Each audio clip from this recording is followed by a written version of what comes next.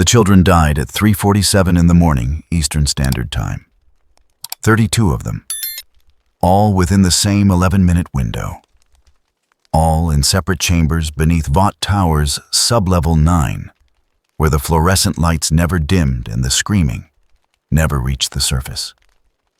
They called it V-Surge, the next generation of compound V, stronger, faster, more controllable. The scientists in their sterile white coats had promised Vaught's board of directors a 93% success rate. They had lied. The actual number hovered somewhere near 4%, but those failures never made it into the quarterly reports. The bodies were cremated. The families were paid. The NDAs were ironclad. But tonight something went wrong with the disposal protocol.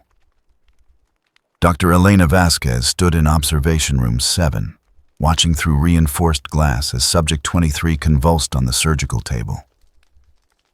The boy couldn't have been more than 9 years old. His parents had signed him over 6 months ago, seduced by promises of greatness, of godhood, wrapped in a company letterhead. Now his spine arched backward at an angle that defied human anatomy, and the monitors shrieked warnings that no one acknowledged anymore. The V-surge had turned his blood to acid. It was eating him from the inside out. Vasquez had seen this pattern before, 18 times in the last month. She'd learned to look away at the precise moment when the screaming stopped and the flatline began. But tonight was different. Tonight, something in the air felt heavy, oppressive, like the atmosphere before a lightning strike. The overhead lights flickered. The observation glass developed a thin spiderweb of cracks that hadn't been there a moment before. Subject 23's heart stopped at 3:47 and 13 seconds. Subject 19 flatlined at 3:47 and 19 seconds. Subject 8 went into cardiac arrest at 3:47 and 24 seconds. Down the hall in chambers, Vasquez couldn't see the dominoes continued falling. 32 children. 32 souls ripped screaming from their bodies in a synchronized wave of corporate-sponsored murder. The agony didn't dissipate. It concentrated. It crystallized into something raw and primal.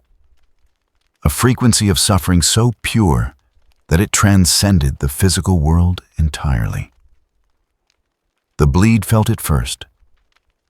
In the spaces between dimensions where reality grew thin and permeable, the death scream of 32 innocents tore through the fabric of existence like a bullet through wet paper. The bleed was old, older than universes, a membrane that separated one cosmos from another. It had witnessed extinctions and rebirths, the rise and fall of gods, the heat death of entire timelines. But this particular frequency of anguish cut through it with surgical precision, carrying with it the unique psychic signature of children who had died, believing they would become heroes. The wave propagated outward, sideways, downward, through dimensions that had no true concept of direction. It passed through worlds where the Justice League defended truth and justice, through timelines where the Avengers stood as Earth's mightiest defenders, through realities that had never known superhumans at all. Most of these universes felt nothing. The bleed was thick there, well insulated, protected by eons of stability. But in one particular corner of the infinite, where the boundaries between worlds had grown gossamer thin, something heard the call. Hell wasn't a place, not exactly. It was a dimension, a realm of eternal punishment, layered like an onion, each circle more terrible than the last. At its core burned the furnace of divine retribution, where the spirit of vengeance had been forged in the first days of creation. The spirit was old. Older than sin, some said, though that was impossible. It had been born from sin, from humanity's first act of unjust violence, and it had been judging the guilty ever since. The spirit had many names. Ghost Rider, the Rider, the Demon, Zarathos, But names meant nothing to an entity that predated language itself. What mattered was the contract, the eternal bargain. The Spirit punished the wicked. The Spirit burned away sin. The Spirit was vengeance made manifest, an unholy combination of divine justice and demonic wrath forever seeking those who had spilled innocent blood. For years the Spirit had been bound to a host, Robbie Reyes, a young man from Los Angeles who had died protecting his brother and been resurrected into an existence of controlled damnation. Robbie had made peace with the arrangement, more or less. He chose his targets carefully. Drug dealers, human traffickers, men who hurt women and children. The Spirit respected that selectivity, even if it hungered for more. Tonight, Robbie Reyes had been hunting a child predator through the back alleys of East Los Angeles. A middle school teacher named Marcus Webb, who had been grooming students for 3 years before anyone noticed. Robbie had tracked him to a warehouse near the Los Angeles River, had cornered him behind a stack of rotting pallets. The Spirit was already rising, already igniting the transformation when the scream hit. It came from everywhere and nowhere. A sound that bypassed Robbie's ears entirely and struck directly into his soul. 32 voices overlapping and harmonizing in a choir of absolute betrayal. They had been promised safety. They had been promised power. They had been given only pain. The Spirit of vengeance responded before Robbie could even process what was happening.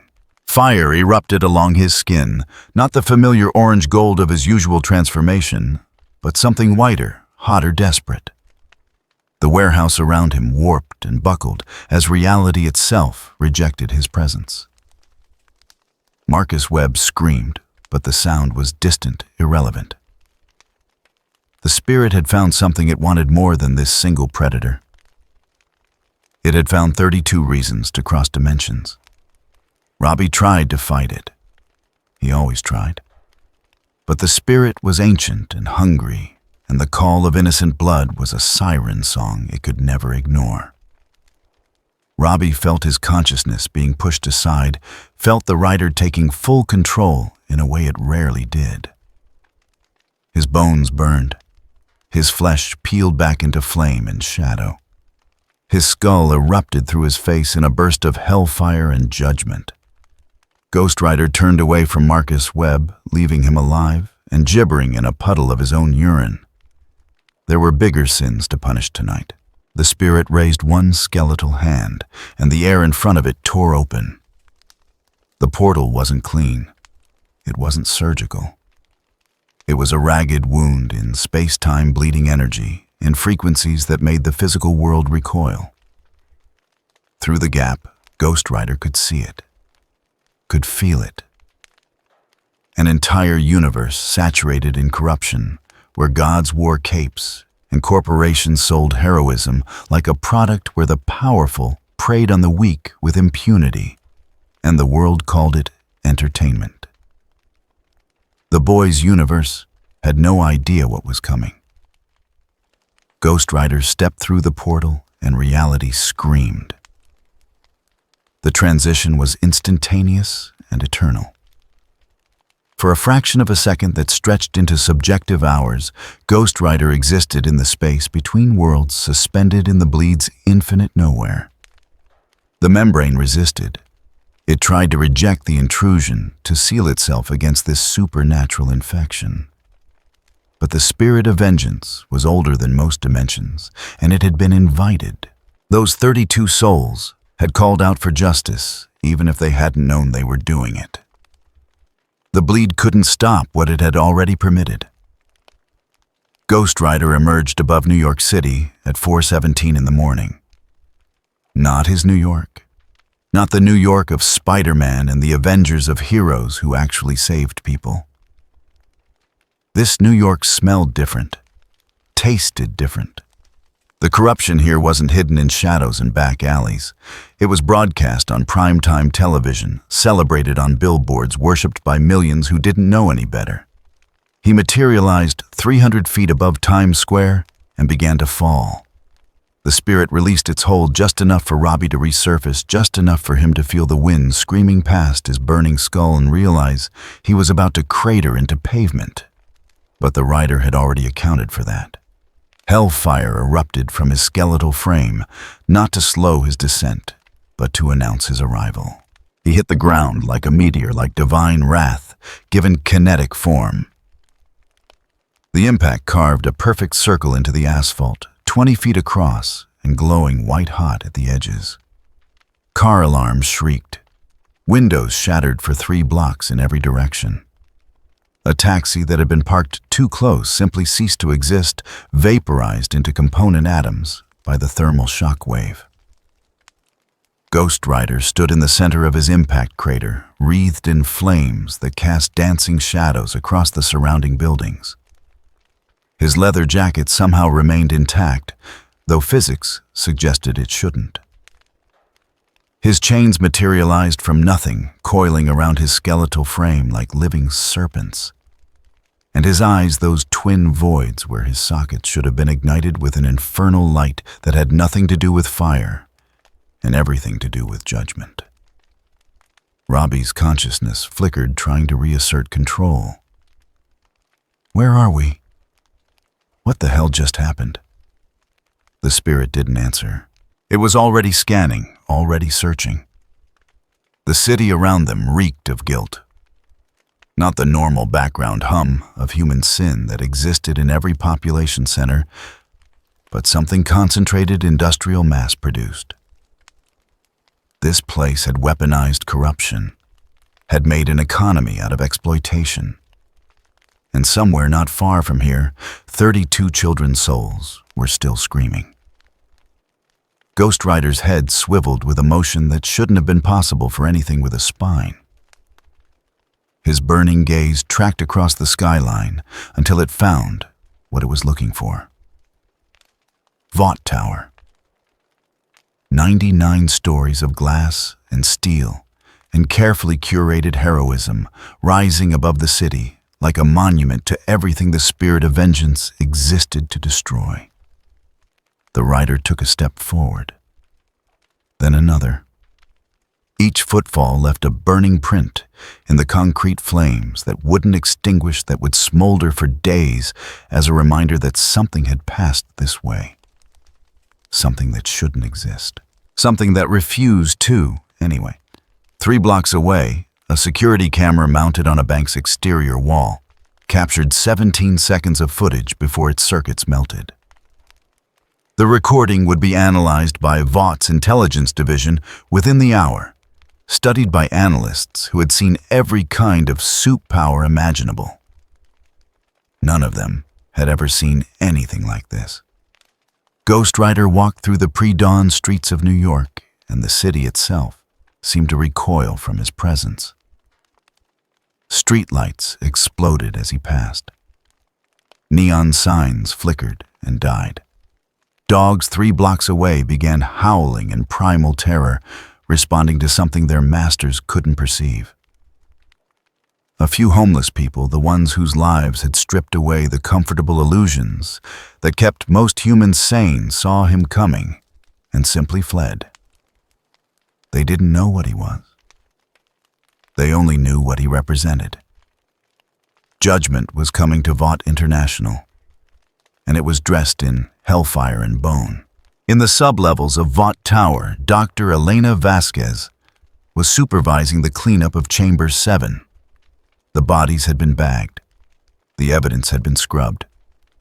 The official report would state that Subject 23 had suffered an allergic reaction to the compound V formula, a tragic but unavoidable complication in the pursuit of human enhancement. His parents would receive a check for $2 million and a legally binding agreement to never speak about their son again. Vasquez had written this report 31 times tonight. Her hands didn't shake anymore. That was the worst part. The moment when you realized you had become numb to atrocity, when mass murder became just another line item in a budget spreadsheet. She told herself she was a scientist, that she was advancing human evolution, that the ends justified the means. She almost believed it. The elevator chimed. Vasquez looked up, expecting another cleanup crew. Instead, the lights throughout the entire sublevel flickered once, twice, then stabilized at half their normal brightness. The temperature dropped 15 degrees in as many seconds. Vasquez's breath misted in the suddenly frigid air. Down the hallway from the direction of the main elevator bank came the sound of footsteps. Slow, deliberate, heavy beyond what any normal person should produce. And, with each step, a smell like burning sulfur and charred bone. Dr. Elena Vasquez looked toward the hallway, and her scientific mind tried to process what was approaching. Tried to categorize it.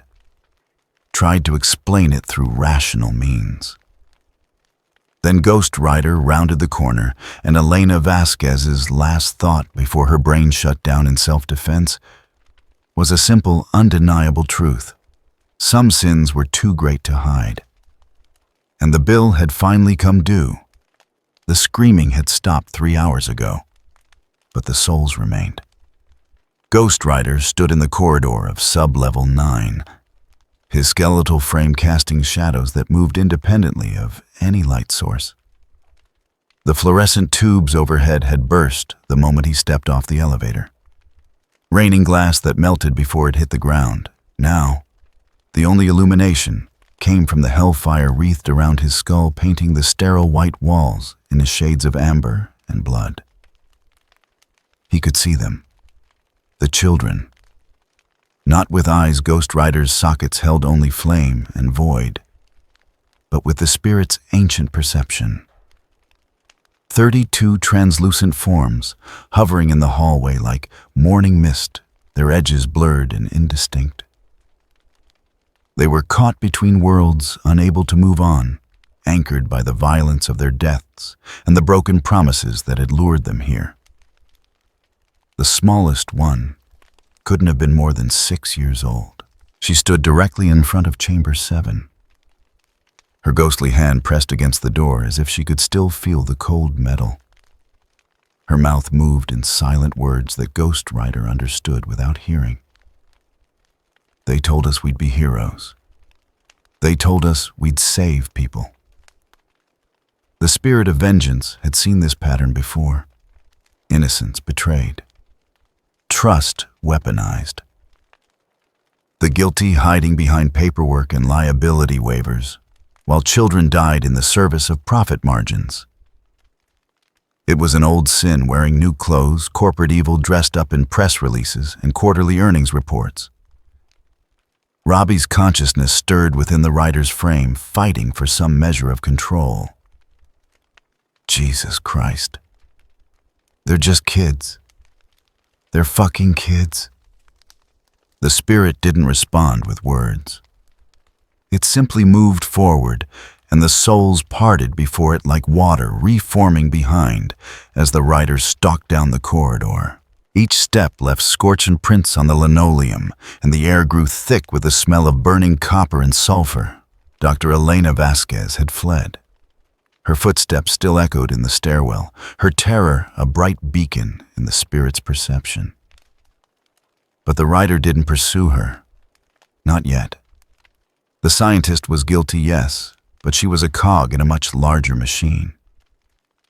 The spirit had learned patience over its millennia of existence. It would work its way up the chain of command, burning away the rot from bottom to top. Ghost Rider's head tilted at an unnatural angle, tracking something the physical world couldn't detect. Guilt, fresh and concentrated, seeping through the walls like toxic gas. The spirit could taste it, could feel the psychic weight of recent atrocities. This facility wasn't just where the children had died. It was where they'd been prepared, conditioned, broken down, until they believed that dying for Vaught's bottom line was somehow noble. The rider turned left into a branching corridor, following the trail of sin like a bloodhound. Behind him, the souls drifted. In his wake, silent witnesses to the reckoning they'd inadvertently summoned. Chamber 12 was at the end of the hall, its door marked with a biohazard symbol and a security keypad. Ghost Rider approached it without slowing.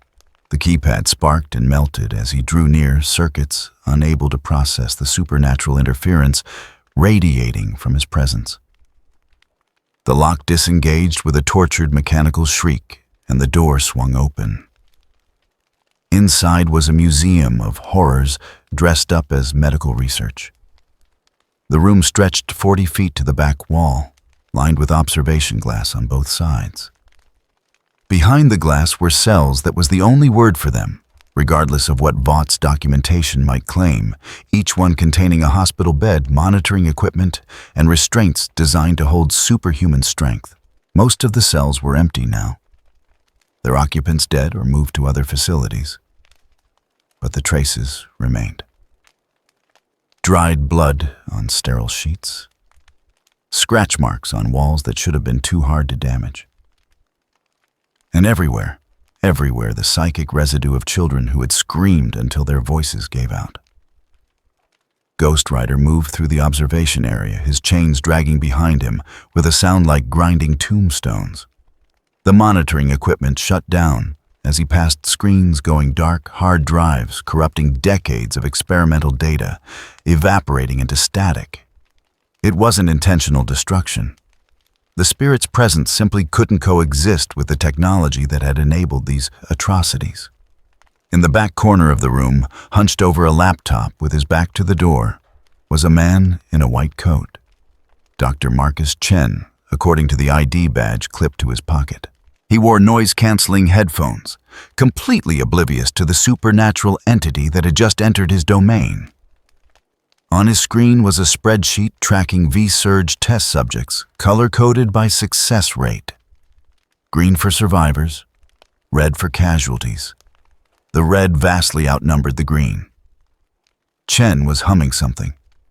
A pop song, vapid and cheerful, completely disconnected from the atrocities documented in his database. He'd been working the night shift for 6 years, overseeing experiments that would make Mengele nod in professional respect, and he'd long since stopped seeing the subjects as human. They were data points, variables in an equation, problems to be solved through iterative testing and acceptable losses. The temperature in the room dropped to freezing. Chen's breath misted. He frowned, pulled off his headphones, and turned around. For a moment, his brain refused to process what he was seeing. The thing in the doorway couldn't exist. It violated every law of physics, biology, and rational thought. A skeleton wrapped in leather and chains, wreathed in flames that produced no smoke, its skull bare and gleaming and somehow expressing an emotion that transcended facial features.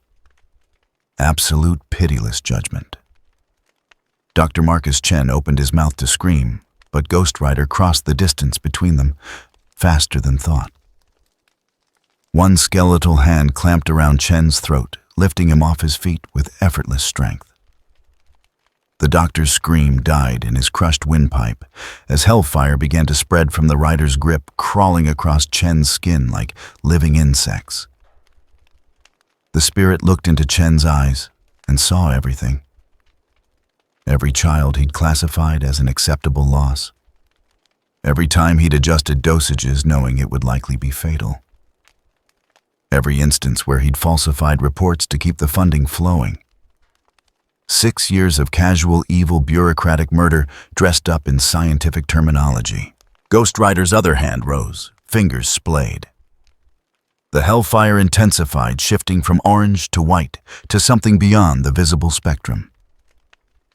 Chen's body began to smoke, not from the outside in, but from his very core, as if his soul itself was being incinerated. He tried to beg, tried to explain that he was just following orders, that he had student loans and a mortgage and a daughter in private school. But Ghost Rider had heard those excuses before, in 1,000 languages, across 12 dimensions. They never made a difference. Orders didn't absolve guilt. Fear didn't excuse atrocity. And the souls of 32 children were watching, waiting for the justice they'd been denied in life. The flames consumed Chen from the inside out. His scream finally emerged, but it was hollow, echoing the sound of something essential being ripped away. When Ghost Rider released him, Marcus Chen collapsed to the floor as a pile of ash shaped vaguely like a man. His clothes remained intact. His glasses sat atop the pile, lenses cracked from thermal stress. But everything that had been Marcus Chen was gone, burned away by a fire that punished the soul before it ever touched flesh. Robbie's consciousness recoiled. Holy shit. Holy fucking shit. I know he deserved it, but the spirit cut him off, not with words, but with sensation. It showed Robbie the spreadsheet still glowing on the laptop screen. Showed him the numbers. 63 children dead in Chen's experiments. 63 families paid off and silenced. 63 futures erased so that Vought could maintain its monopoly on manufactured heroism. Robbie went quiet. The writer turned away from the ash pile and moved deeper into the facility. The souls followed, always following. The little girl who'd stood by Chamber 7 now drifted at the writer's shoulder, her translucent hand reaching toward the flames around his skull, but never quite touching. She was smiling, not with joy, ghosts didn't work that way, but with something like peace. The thing that had killed her was being held accountable. The machine that had chewed up her childhood and spit out a corpse was finally facing consequences. Ghost Rider found the next target in Sublevel 8, a storage area where failed experiments were kept before cremation. Metal drawers lined the walls like a morgue, each one refrigerated, each one containing evidence that Vought would pay millions to suppress. The writer didn't open them. He didn't need to. The souls told him everything, their whispered memories painting a picture of industrial-scale murder disguised as innovation. The night shift supervisor, a woman named Patricia Hodes, was doing paperwork at her desk when Ghost Rider emerged from the stairwell. She looked up, saw the burning skull, and made the mistake of reaching for the panic button under her desk. The spirit was faster. Chains lashed out like striking vipers, wrapping around Hodges' wrist and yanking her away from the console. She stumbled, caught herself, and tried to run. But Ghost Rider was already there, standing between her and the exit, with the inevitability of death itself. Patricia Hodes had been with Vought for 12 years. She'd risen through the ranks by being efficient, discreet, and utterly without conscience. She knew exactly what happened in those chambers, had known for over a decade. And every time a child died on her watch, she'd processed the paperwork, authorized the cremation, and gone home to her brownstone in Brooklyn without losing a moment of sleep. Ghost Rider's hand shot out, catching her face in a skeletal grip. His thumb pressed against her forehead, and the hellfire that always burned around him, suddenly focused, concentrated, became surgical in its intensity. The penance stare. Patricia Hodes' scream was immediate and absolute. The spirit forced her to experience every death. She'd enabled every moment of agony that she documented in clinical language. 63 children from Chen's experiments alone. Another 42 from other researchers. 105 young lives crushed beneath Vaught's machine. And Patricia Hodes had been the one who made sure no one ever found out. Now she felt all of it. Every needle, every seizure, every final heartbeat. The accumulated suffering of 105 children poured into her mind in a span of seconds, and her psyche simply couldn't contain it. Something essential broke inside Patricia Hodes, some fundamental part of human consciousness that allowed someone to wake up in the morning and believe they were a good person. When Ghost Rider released her, she collapsed like a puppet with cut strings. Still breathing. Still alive. But her eyes were vacant, her mind retreated so far into itself that it might never find its way back. The spirit left her there, sprawled on the linoleum, drooling and vacant. Death would have been mercy. This was justice. The rider moved on. Sublevel 7 held the administrative offices where the real decisions were made. Not the day-to-day operations, those were handled by scientists and supervisors who could at least pretend they were advancing human knowledge.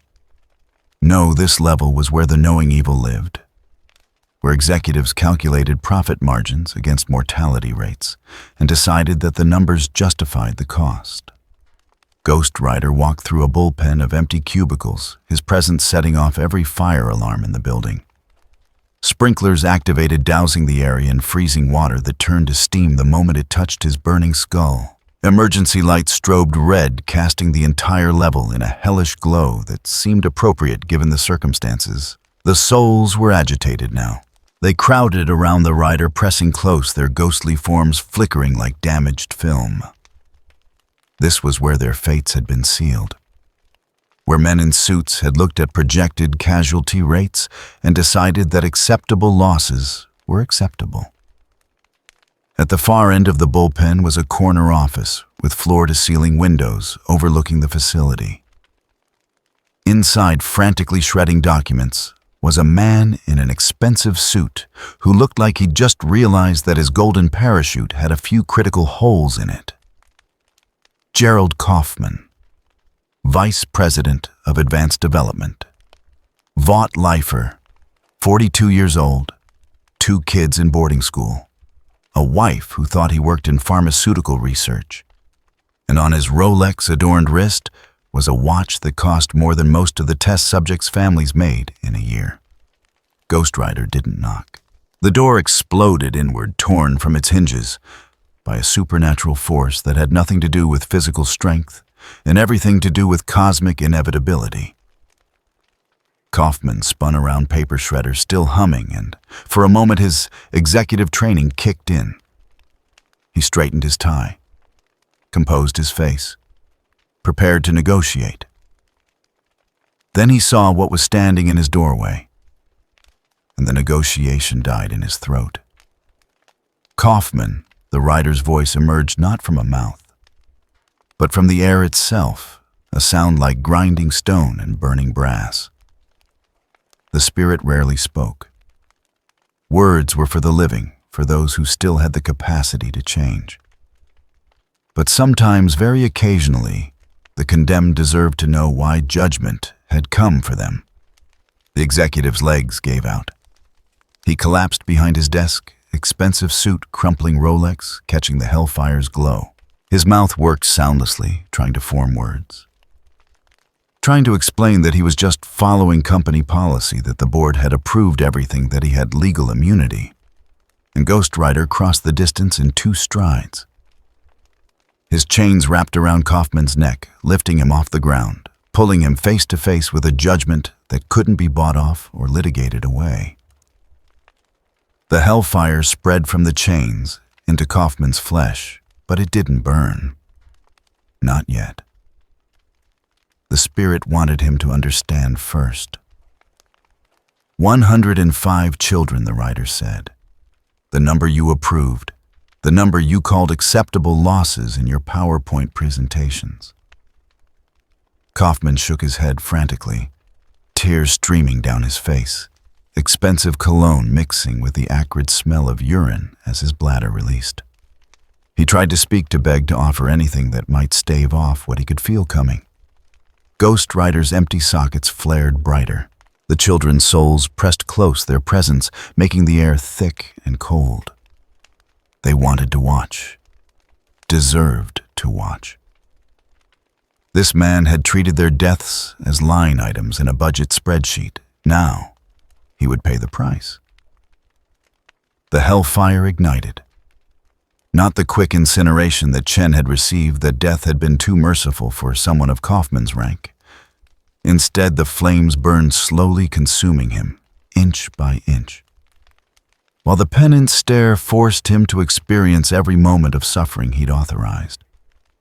Every child's final breath, Every parent's grief, every broken promise and shattered future. Gerald Kaufman burned for 17 minutes. When it was finally over, when his screaming stopped and his body crumbled to ash, Ghost Rider turned and walked back out into the bullpen. Behind him, the office was clean. No scorch marks, no signs of struggle. Just a pile of ash on an expensive Persian rug and a watch that would never tell time again. The building's alarm system was going haywire now. Emergency protocols had been triggered. Security teams were mobilizing, though none of them had any idea what they were mobilizing against. The overnight skeleton crew had seen something on the security feeds before the cameras died. A figure wreathed in flames moving through the facility, like a force of nature leaving destruction in its wake. Ghost Rider didn't hurry.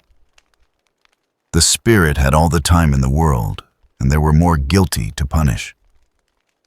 But as the rider moved back toward the stairwell, something changed. The souls that had been following the 32 children who had called him across dimensions began to fade. The little girl who'd stood by Chamber 7 looked up at Ghost Rider one last time. Her translucent form was already dissolving edges, blurring into mist. But she was smiling now, genuinely smiling, with something like gratitude in her ghostly eyes. Then, she was gone. They all were. Released from the anchor of unpunished murder, free to move on to whatever came next. The hallway felt emptier without them, colder, despite the hellfire that still burned around the rider's skull. Robbie's voice emerged from within the spirit's consciousness. "Are we done here?" The rider paused on the landing between Sublevel 7 and 6. Its burning gaze turned upward, tracking through concrete and steel to the levels above. "No. We're not done." This facility was just the beginning. Just one small piece of a much larger machine. The spirit could feel it now, could sense the corruption spreading like cancer through the entire building. Vought Tower wasn't just a headquarters. It was a monument to organized evil. 99 floors of exploitation and manufactured heroism, all built on a foundation of broken bodies and shattered dreams. Ghost Rider had been invited to this world by the screams of dying children. Now that he was here, he could feel every sin the building contained, every backroom deal, every covered-up atrocity. Every time someone in a position of power had chosen profit over people and convinced themselves it was justified. The rider began climbing toward the surface. Behind him, Sublevel 9 was a smoking ruin. The evidence had been destroyed, but not by Vaught's cleanup crews. The hellfire had purged everything, data and documentation and the physical infrastructure that had enabled the experiments. When investigators finally made it down there, they'd find nothing but ash and the lingering smell of brimstone. But they'd also find questions. So many questions. And in the security footage that had survived before the cameras melted, they'd see something that would change everything. A figure in flames, a burning skull. Something that shouldn't exist, walking through one of the most secure facilities in the world, like judgment made manifest. By the time Ghost Rider reached ground level and smashed through the emergency exit into the pre-dawn streets of New York, the news had already started to spread. Social media was exploding with blurry photos and panicked posts. Someone had seen something at Vought Tower. Something impossible. Something terrifying. The world didn't know it yet, but everything had changed. The rider stood in the alley behind Vought Tower, surrounded by dumpsters and the detritus of corporate America. The sun was beginning to rise, painting the eastern sky in shades of pink and gold. Normal people would be waking up soon, heading to work, living their lives in comfortable ignorance of what Vought really was. Ghost Rider looked up at the tower at the 99 floors of gleaming glass and steel. He could feel the sins inside, could sense the guilty trying to cover their tracks, sending emergency messages, activating contingency plans. They thought they could hide, thought their lawyers and their money and their carefully constructed public image would protect them. They were wrong. The spirit of vengeance had crossed dimensions to be here, had been summoned by the screams of innocence and the weight of unpunished sin. And now that the door had been opened, now that judgment had finally come to this world of manufactured heroes, and corporate evil Ghost Rider wasn't leaving until the scales were balanced. The rider's chains coiled tighter and hellfire flared bright enough to cast shadows in the growing daylight. The hunt had only just begun. The footage went viral at 6:43 in the morning. Someone had been filming from an apartment window across from Vought Tower, smartphone camera shaky and unfocused. But the 17 seconds of video were enough. A figure emerging from an emergency exit, wreathed in flames that didn't behave like normal fire. The frame rate couldn't quite capture it properly. The burning skull seemed to strobe in and out of existence, as if reality itself was rejecting what the camera was trying to record. Then the figure looked up directly at the tower, and both eyes flared with a light that whited out the entire screen. The video ended there. The phone circuits had fried. By 7 a.m., the footage had been reposted 6,000 times. By 8, it was trending on every social platform, accompanied by increasingly frantic speculation. A new soup, some kind of Vought experiment gone wrong. A hoax. The comments section devolved into the usual internet chaos, but beneath the jokes and the conspiracy theories, there was something else. Something that most people couldn't quite articulate, but felt in their bones. Fear. Pure and primal, Ghost Rider had moved beyond Vought Tower before the first news vans arrived. The spirit navigated the city like a predator, following blood and water, tracking concentrations of guilt through the urban sprawl. Robbie's consciousness had mostly retreated, overwhelmed by the intensity of the rider's purpose. He'd learned not to fight it.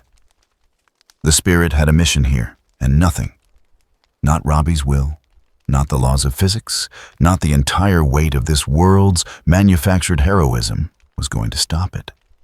The sun climbed higher, painting Manhattan in harsh morning light. Normal people went about their normal lives, oblivious to the fact that something fundamentally abnormal now walked among them. Ghost Rider kept to the shadows where possible, moving through alleys and construction sites, his presence causing electronics to malfunction and animals to flee. But he wasn't hiding. Hiding would imply shame, and the spirit of vengeance had never known shame. It simply moved with purpose, following the map of sin that only it could perceive. The trail led north out of Manhattan proper into the industrial wasteland of the South Bronx, where Vought maintained its less public operations. Here, away from the gleaming towers and the carefully curated heroism, the company showed its true face. Warehouses that officially didn't exist, training facilities kept off the books, and one particular complex surrounded by chain-link fence and patrolled by armed guards who weren't on any payroll that could be subpoenaed. Ghost Rider stood across the street from the facility, concealed in the shadow of an abandoned factory. His flaming skull cast no light in the darkness. The hellfire only illuminated what the spirit wanted illuminated. Through the fence, past the guards and the security cameras, the rider could sense what this place really was. A proving ground. A place where Vought's manufactured heroes learned to use their powers not to save people, but to kill efficiently. Where the veneer of heroism was stripped away and replaced with military precision.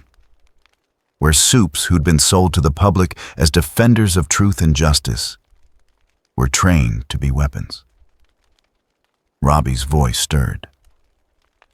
Jesus, how many of these places does Vought have? The spirit didn't answer. It was already moving. Ghost Rider crossed the street in 3 strides, hellfire building around his skeletal frame. The chain-link fence was 12 feet tall, topped with razor wire, electrified enough to kill a normal person.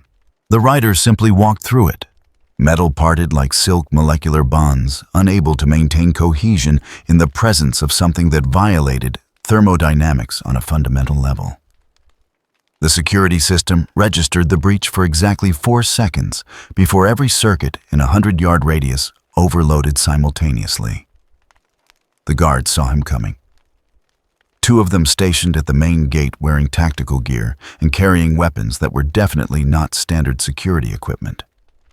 Military surplus. The kind of hardware that raised questions about what exactly they were guarding. They raised their rifles, shouted warnings that evaporated in the sudden heat radiating from the approaching figure.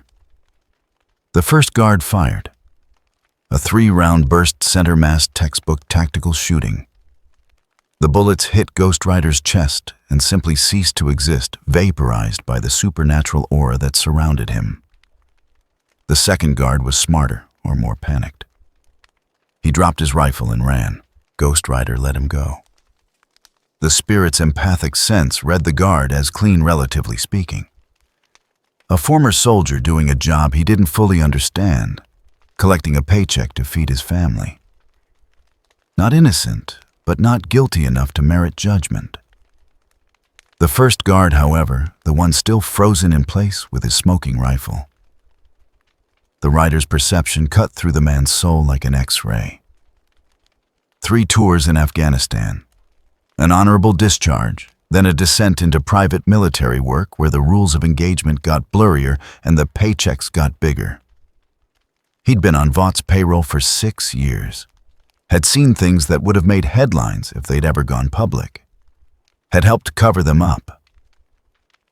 Had on 2 separate occasions disposed of test subjects who'd survived the experiments but were too damaged to be useful.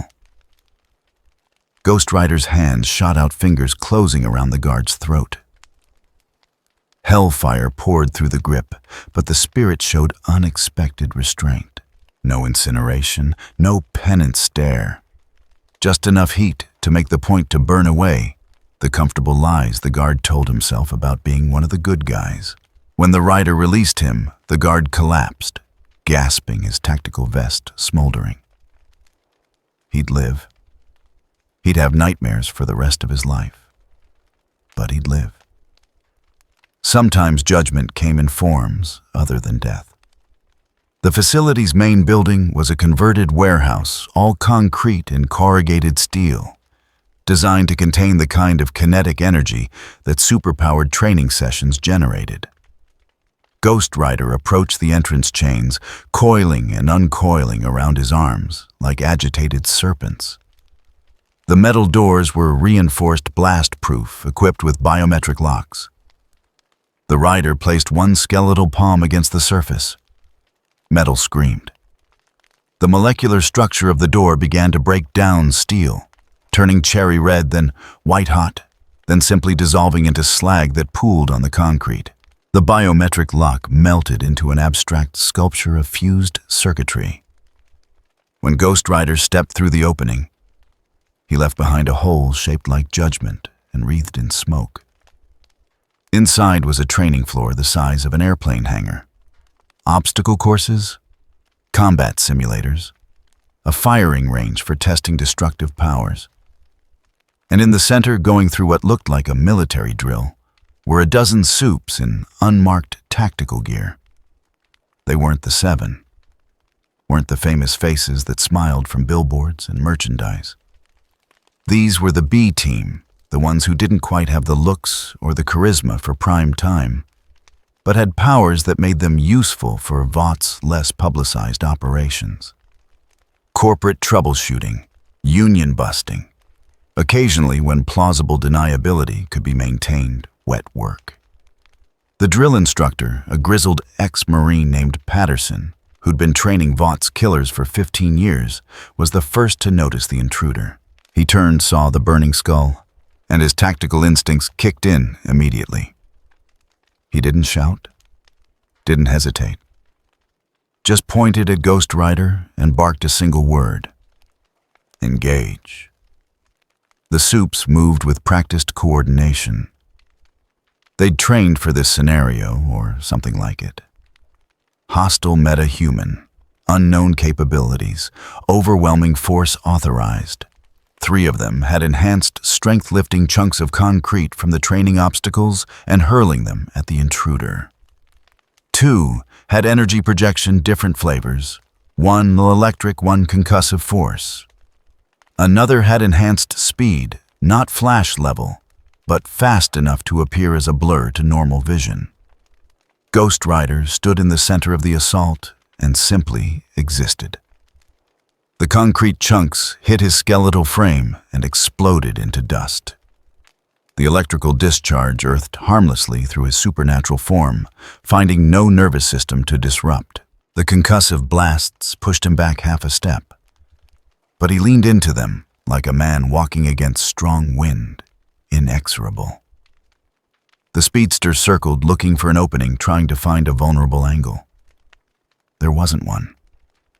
The spirit had fought gods, had stood against demons that predated human civilization. These manufactured heroes, these corporate weapons with their carefully calibrated power levels and their training that valued efficiency over morality, were children playing with matches. They didn't understand what they were facing, couldn't understand. Their entire worldview was built on the premise that Compound 5 was the source of all power, that everything could be quantified and categorized and countered with the right tactical approach. Ghost Rider was proof that they were wrong. The rider's chains lashed out, moving faster than the speedster could react. Hellfire-wreathed links wrapped around the Soup's leg mid-stride, and his momentum became a liability. He went down hard, skidding across the concrete, his enhanced durability, the only thing that kept him from shattering every bone in his body. The chain yanked him back, dragging him across the floor toward the rider's outstretched hand. The speedster's name was Marcus, 26 years old, born with his powers not injected. Vought had found him at 16, promised him training and purpose and a salary that dwarfed anything his working-class family could have imagined. They'd turned him into a weapon, taught him to use his speed not to save lives, but to end them.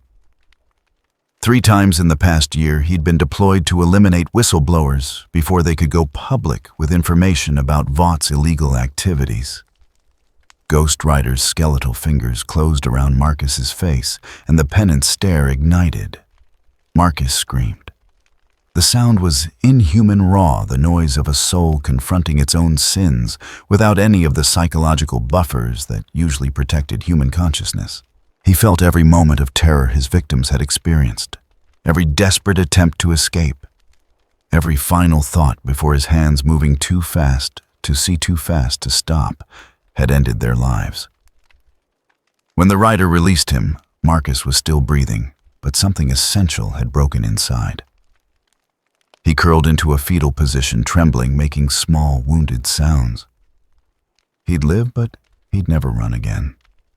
Would probably never do anything again except sit in a room and stare at walls, trapped in a loop of guilt and self-recrimination that no therapy could fix.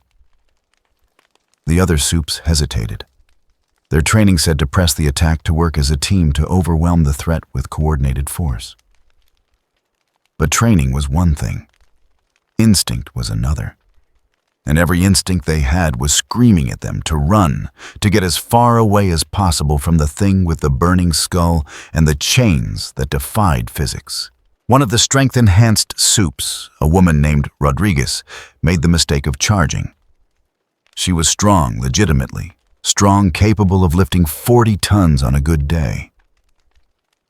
Her fist, moving with all that enhanced mass behind it, could punch through reinforced concrete like tissue paper. Ghost Rider caught it.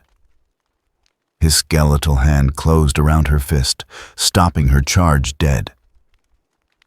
For a moment they stood locked together, an impossible tableau. Then the rider began to squeeze. Rodriguez's enhanced durability held for exactly 3 seconds before the bones in her hand began to crack. She screamed, tried to pull away, but the spirit's grip was absolute. Ghost Rider looked into her eyes, and the empathic sense showed him everything. Rodriguez was cleaner than most here. She'd done bad things, yes, but they haunted her. She'd been trying to find a way out, had been planning to quit to disappear before Vought could use her for another mission that would add to the weight on her conscience. The rider released her hand and shoved her away. She stumbled back, clutching her broken fingers, tears streaming down her face. But she was alive. The spirit's judgment wasn't absolute death for everyone, only for those whose sins had become irredeemable. The message was clear. The others could see it. Ghost Rider wasn't just some hostile meta-human. Wasn't just another threat to be neutralized with the right application of force. He was something else entirely. Something that saw through them, that judged them not by what they could do, but by what they'd done. Patterson, the drill instructor, had seen enough. He reached for the emergency alarm, the one that would bring real backup, the kind of backup that cost 7 figures to deploy. But before his hand could touch the button, Ghost Rider was there. The rider moved with a speed that had nothing to do with physical velocity and everything to do with the inevitability of judgment. One moment he was 20 feet away. The next, his burning skull was inches from Patterson's face, close enough that the heat made the man's eyebrows singe. The spirit looked into Patterson and saw a career built on making killers. 15 years of taking people with powers and teaching them to use those powers in the service of corporate interests. Not defense, not protection, murder. Systematic, calculated, plausibly deniable murder. Patterson had never pulled a trigger himself, but he'd trained the hands that did. Had refined the techniques, had celebrated when his students succeeded in their missions. Ghost Rider's hand clamped down on Patterson's shoulder, and the hellfire that constantly surrounded the rider, suddenly focused, concentrated, became surgical in its application. Patterson's scream was immediate and total. The flames burned through his tactical vest, through his skin, but they didn't kill. The spirit wasn't done with him yet. The penance stare came next, but this time it was different. Patterson wasn't just forced to experience the suffering his actions had caused.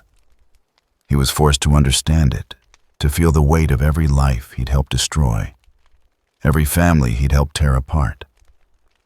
The spirit showed him the faces of children who'd grown up without parents because of missions he'd planned. Showed him the journalists who'd been silenced, the whistleblowers who'd had disappeared, the innocent bystanders caught in crossfire. When it was over, when Ghost Rider finally released him, Patterson collapsed like a marionette with severed strings. His eyes were open, but empty, staring at nothing. His mind retreated so far into itself that medical science would eventually classify him as catatonic. He'd spend the rest of his life in a care facility fed through a tube existing in a hell of his own making. The remaining soups broke. Training be damned, tactical coordination be damned. They ran. Some made it to the exits. Others just found corners to hide in, pressing themselves against walls, trying to make themselves small and insignificant, and maybe not worth the burning thing's attention. Ghost Rider let them go. Most of them, anyway. The spirit's empathic sense sorted them, categorized them, measured the weight of their sins against the capacity for redemption. Some had crossed lines they couldn't uncross. Those the rider hunted through the facility with methodical precision. A telekinetic who'd used his powers to stage a suicide. Incinerated. A shapeshifter who'd infiltrated a union meeting and identified troublemakers for elimination. Penance stare then left as a drooling husk. A pyrokinetic who'd burned evidence and the witnesses in a dozen cases. The irony wasn't lost on the spirit. The man burned, but with a fire that consumed the soul before it touched flesh. By the time Ghost Rider walked back out into the morning sunlight, the facility was a smoking ruin. Not destroyed by explosions or superhuman combat, destroyed by judgment, by the systematic application of cosmic justice to a place that had been built on exploiting power for profit. The survivors would talk, would tell their stories, and Vought would try to spin it, would try to explain it away, would deploy their PR machine to minimize the damage. But the footage was already spreading. Security cameras had captured glimpses before they died. Phones had recorded shaky video from outside the perimeter. And the narrative that Vought tried to push, that this was some kind of terrorist attack, some anti-soup extremist with stolen technology, didn't match what people were seeing. The figure in the videos didn't move like a person with tech. Didn't fight like someone with compound 5 powers. Moved like something older, something primal. Something that existed outside the framework that this world had built its entire understanding of power around. By noon, the conspiracy theorists were calling him Ghost Rider. The name spread through social media like wildfire, picked up by bloggers and podcasters who specialized in the weird and unexplained. Vaught's official channels stayed silent, which only made people more suspicious. The company that usually jumped on any opportunity for publicity was pretending this wasn't happening, which meant it was serious, which meant they were scared. Ghost Rider stood on a rooftop in the Bronx, watching the smoke rise from the training facility. Robbie's consciousness had resurfaced, was trying to process what they'd done. This is different from before, Robbie thought. In LA, we went after criminals, drug dealers, predators. This is an organization. This is systemic. The spirit's response wasn't words, but sensation. The feeling of those 32 children's souls, the ones who'd called across dimensions. The weight of all the sins that Vought had committed would commit, if left unchecked. This wasn't about individual criminals anymore. This was about holding accountable a machine that turned human beings into products and convinced the world to celebrate it. But we can't take on the whole company, Robbie argued. Even with the spirit, even with all this power. The rider's burning gaze turned toward Manhattan, toward the gleaming towers of the financial district, where Vaught's true power resided. Not in the soups with their carefully managed public images. Not in the facilities where the dirty work happened. But in the boardrooms, and the bank accounts, and the lawyers, and the lobbyists, in the carefully constructed apparatus that let monsters wear suits and call themselves heroes. We don't have to take on the whole company, the spirit communicated. We just have to make them afraid. Make them understand that their money and their lawyers and their PR machines can't protect them from judgment. The rider's chains coiled tighter, hellfire flaring bright in the midday sun. The hunt continued.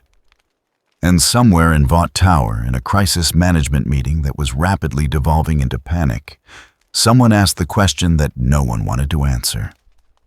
What the hell is that thing? And how do we stop it? No one had a good answer. Because for the first time in the company's history, Vought International was facing something that couldn't be bought, couldn't be threatened, couldn't be spun into a positive PR narrative. They were facing accountability. And it wore a burning skull. The warehouse in Newark had been burning for 40 minutes before Ghost Rider arrived. Not the clean, controlled burn of the rider's hellfire, but something cruder. Chemical flames fueled by accelerants and rage. Black smoke pouring into the afternoon sky like a funeral shroud. The building had been a Vought storage facility officially decommissioned 3 years ago, but still used for off-the-books operations. Weapons testing, illegal research. The kind of infrastructure that didn't appear on any corporate maps, but showed up in encrypted expense reports if you knew where to look. Someone had decided it needed to burn. Someone with the power to make that happen and the motivation to do it spectacularly. Ghost Rider stood across the street's skeletal frame silhouetted against the inferno hellfire, casting competing shadows with the conventional blaze. The spirit's empathic sense reached out, probing the destruction, reading the psychic residue left behind. This wasn't random violence. This was personal. This was someone who knew exactly what Vought had done to them, and was evening the score one facility at a time. Robbie's consciousness stirred. I know this energy signature, or something like it. Radiation, military grade. But there's something else underneath. Something broken. The spirit understood before Robbie finished the thought. Another victim of Vaught's machine. Another weapon they'd created and then lost control of. But this one was different from the manufactured heroes in the training facility. This one had survived long enough to become dangerous in ways the company hadn't anticipated. The warehouse's roof collapsed inward with a groan of tortured metal. Flames shot skyward, sparks cascading like dying stars. And through the smoke, walking out of the destruction, with casual indifference to the heat, came a figure that looked like he'd stepped out of a World War II propaganda poster. Soldier Boy. The suit was iconic even after decades. Red, white, and blue.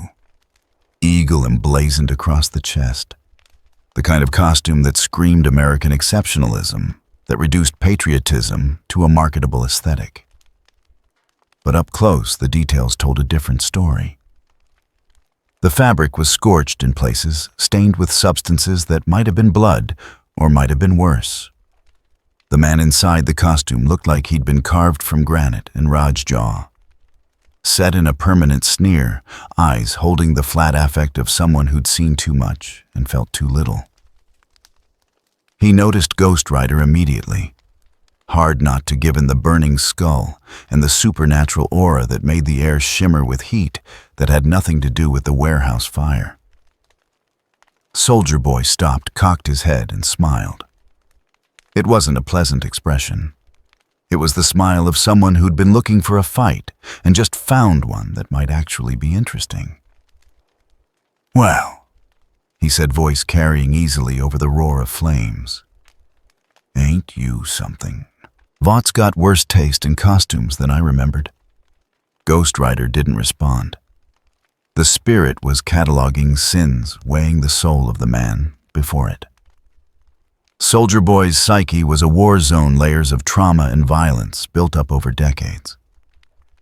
He'd been Vaught's first attempt at a superhero, their prototype, their proof of concept.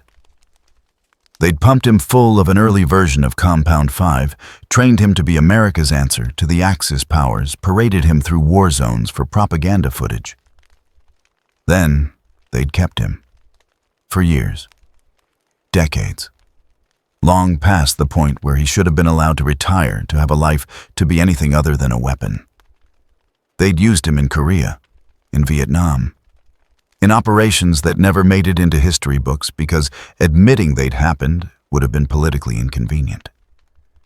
And when he'd finally become too unstable, too much of a liability, they'd locked him away and pretended he'd never existed. He'd escaped 6 months ago. Since then, he'd been working his way through Vaught's infrastructure like a cancer patient, attacking the tumor that had tried to kill him. He wasn't trying to reform the company, wasn't interested in exposure or justice in any conventional sense.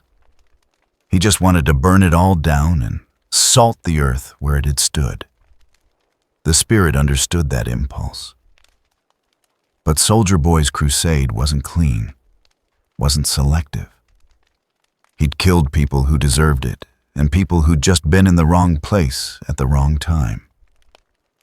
Collateral damage was a concept he'd stopped caring about somewhere around the third war he'd been forced to fight in.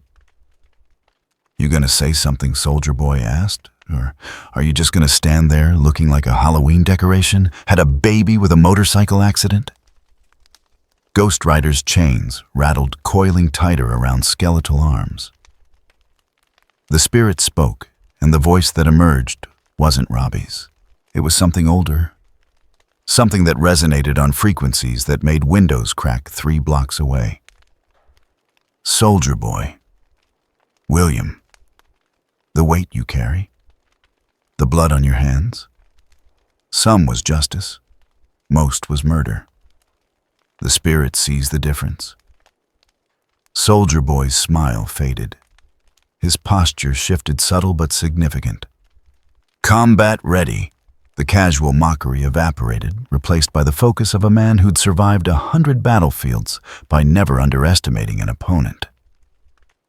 You some kind of soup therapist now, he said. Here to tell me about my feelings? Tell me how Vought fucked me up and I need to process my trauma. The rider's burning sockets flared brighter. Your trauma is real. Your anger is justified. But the children you killed in that apartment building in Queens. The family in the car you threw at a Vought security team. The janitor who burned to death because you didn't check if the facility was empty. Their blood cries out, and the spirit answers. Something in Soldier Boy's expression changed. The anger was still there, but now it was mixed with something else. Recognition, maybe, or resignation. He'd known this reckoning would come eventually. Had probably expected it from Vought, from the government, from one of the new generation of soups trying to make a name for themselves. He just hadn't expected it to come wearing a flaming skull. So what Soldier Boy said, you're here to stop me, to judge me. You got any idea what those fuckers did? What they turned me into, Ma. The spirit does not excuse your sins because you suffered. Suffering gives no one the right to inflict it on others. You were wronged. But you have become what you claim to fight. A killer without conscience. A weapon without purpose beyond destruction. Soldier Boy's hands clenched into fists, and the air around him began to shimmer. Energy built up inside him. The compound 5 in his bloodstream reacting to his rage, preparing to discharge in the way that had made him Vought's most devastating asset. His chest began to glow, veins visible beneath his costume, pulsing with a light that was somewhere between nuclear fire and bottled lightning. You want to judge me, he said, voice dropping to a growl. Come try it. The energy exploded outward. It wasn't a beam or a blast in the conventional sense. It was a wave of pure kinetic force mixed with radiation, the kind of power that military strategists had once calculated could level a city block. The air itself ignited atoms, splitting under the strain, releasing heat and light in a spectrum that human eyes weren't designed to perceive. The warehouse behind Soldier Boy ceased to exist, vaporized down to its foundation. The asphalt beneath his feet turned to glass. Ghost Rider stood in the center of the maelstrom and burned brighter. The energy washed over the rider like surf against a cliff. It pushed. It pulled. It tried to tear apart the supernatural framework that held his form together. But the spirit of vengeance was older than radiation, older than the physics that governed Soldier Boy's powers. Hellfire met atomic fury, and where they collided, reality screamed. The discharge lasted 7 seconds. When it ended, when Soldier Boy's power finally exhausted itself and the glow in his chest faded, he stood panting, sweat pouring down his face, costume smoking at the edges. Ghost Rider stood exactly where he'd been, unchanged, unmarked. The hellfire around his skull had shifted color, during the blast gone from orange to white to something beyond the visible spectrum. But now it was back to its normal, infernal glow. Soldier Boy stared. For the first time in decades, genuine uncertainty crossed his face. "The hell are you?" he said. "Judgment." The rider moved, not with the speed of enhanced reflexes or compound V acceleration, with the inevitability of consequence. One moment he was 10 feet away. The next, his skeletal hand was clamped around Soldier Boy's throat, lifting him off his feet with strength that had nothing to do with muscle mass. Soldier Boy reacted on instinct, throwing punches that could shatter concrete that had once caved in a Tiger Tank's armor plating. They connected with Ghost Rider's rib cage and accomplished exactly nothing. The spirit's form didn't yield, didn't give. It was as immovable as the concept of guilt itself. The rider's chains lashed out, wrapping around Soldier Boy's arms, his legs constricting like steel serpents. Hellfire spread along the links, burning with an intensity that made Soldier Boy scream. It wasn't normal fire. It bypassed his enhanced durability entirely, attacking something deeper. His soul, if he still had one. His conscience buried under decades of violence and trauma and the convenient lie that he was owed revenge, regardless of the cost. "Stop," Soldier Boy gasped. You don't understand what they did. The spirit understands perfectly. You were a victim. Then you became a victimizer. The cycle continues because men like you decide their pain justifies perpetuating it. Ghost Rider's free hand rose, skeletal fingers splayed, pointing at Soldier Boy's face. The penance stare. The spirit's most terrifying weapon, the one that forced the guilty to experience every moment of suffering they'd caused. Soldier Boy's eyes widened. He'd faced down Nazi super soldiers and communist experiments and things that came out of Vaught's labs with no names and no consciences. But something about those twin voids in the rider's skull terrified him in a way nothing else had. "Wait," he said, voice cracking. "Please. I was trying to make it right. I was trying to. You were trying to ease your own pain by causing more. The innocent you killed, they did not wrong you. They were collateral. Acceptable losses in your crusade. Just as you were once an acceptable loss in Vaught's ambitions. You learn nothing from your suffering, except how to inflict it." The penance stare ignited. Soldier Boy's scream was immediate and absolute. The sound carried for blocks. A noise of such pure anguish that people stopped what they were doing, looked toward the source, and felt a primal need to be anywhere else. Dogs howled. Car alarms triggered. Birds took flight in massive flocks, instinct overriding everything else. The spirit showed him everything. Every civilian casualty. Every person who'd been in the wrong place when Soldier Boy decided a Vought facility needed to burn. The family in the car, he'd thrown a father, a mother, 2 children under 10. The janitor who'd been working late who died screaming as flames consumed him. The collateral damage in Queens. 7 people, including 2 children killed when Soldier Boy's blast brought down an apartment building to get at one Vought executive. He felt their terror, their confusion, their final moments wondering why this was happening, what they'd done to deserve this.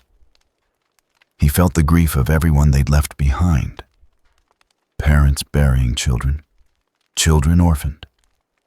Lives shattered not by Vought, but by the man who'd claimed to be punishing Vought. The stare lasted 30 seconds. When Ghost Rider finally released him, Soldier Boy collapsed like a puppet with severed strings. He hit the ground hard, costume-scorched face streaked with tears, and something that might have been blood, or might have been worse.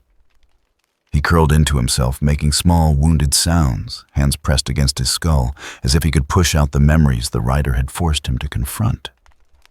Ghost Rider stood over him, chain still coiled and ready. The spirit's judgment wasn't complete. Soldier Boy had survived the penance stare, which meant his soul wasn't entirely corrupted. There was still something human in there, buried under the trauma and the rage. Something that could be redeemed if he chose redemption. If he chose to be more than what Vought had made him.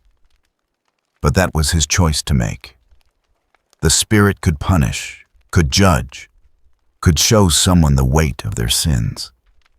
But it couldn't force change, couldn't mandate redemption. That had to come from within.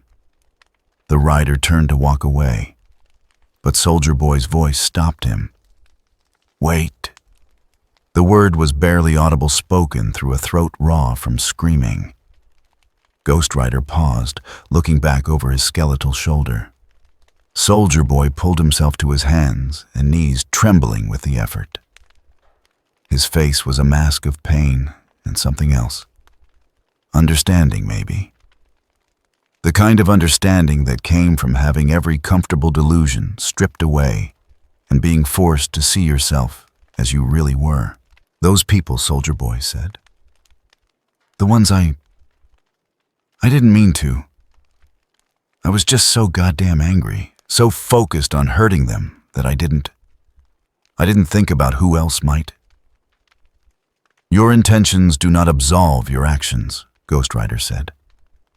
But they matter. You were wronged. That truth remains. But suffering does not give you license to create more suffering.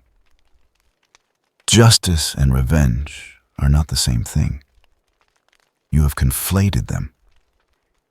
Soldier Boy looked up, met those burning voids that served as the rider's eyes.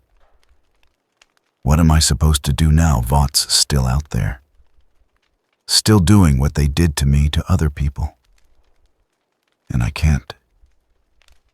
After what you showed me, I can't just pretend I didn't see it.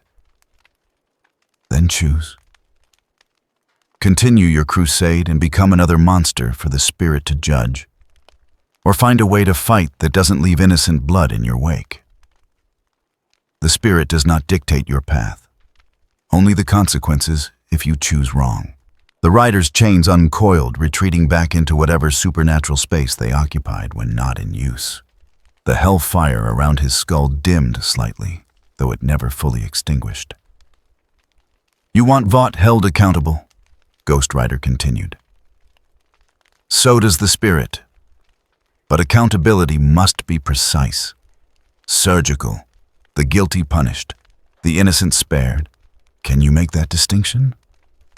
Or has Vaught's poison corrupted you too deeply? Soldier Boy was quiet for a long moment. Around them, the remains of the warehouse smoldered, sending up lazy spirals of smoke. In the distance, sirens wailed emergency services responding to reports of an explosion. They'd arrived to find nothing but ash and questions. I don't know, Soldier Boy finally said. I don't know if I can be what you're asking. I've been angry for so long. It's the only thing that kept me going. Then learn. Or burn. The choice is yours, but know this. The spirit is watching. If you fall again, if you spill innocent blood in pursuit of your vendetta, Ghost Rider will return, and next time there will be no mercy, no second chance, only judgment. The rider turned and walked away, each step leaving a scorched print on the ground. Behind him, Soldier Boy remained on his knees, surrounded by the wreckage of his latest attack, forced to confront the reality that his crusade against Vought had made him no better than the monsters he claimed to fight.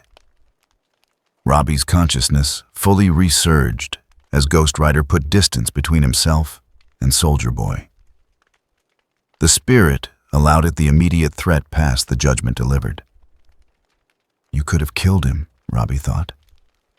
He's killed innocent people. By our rules, by the spirit's code, he should have burned. The spirit's response was measured, thoughtful, in a way that the ancient entity rarely displayed. He is broken, damaged by what was done to him.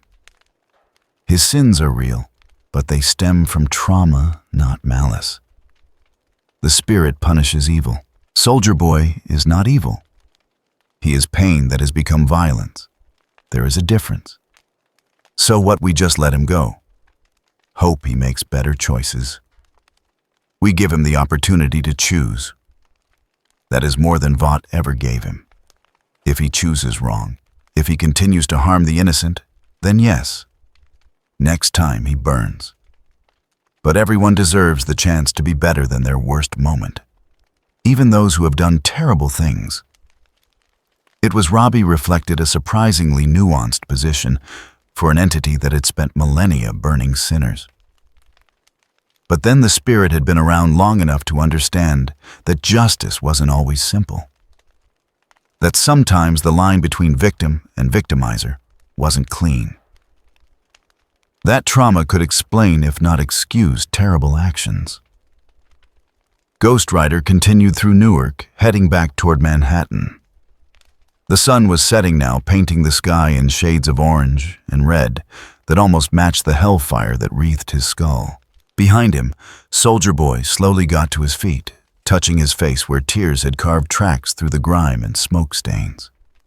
He stood there for a long time, staring at the ruins of the facility he'd destroyed, thinking about the families he'd shattered in his quest for revenge, thinking about the choice Ghost Rider had offered him. Continue down the path he was on and become the monster he thought he was fighting. Or find a way to make things right that didn't require innocent people to die. It wasn't really a choice at all.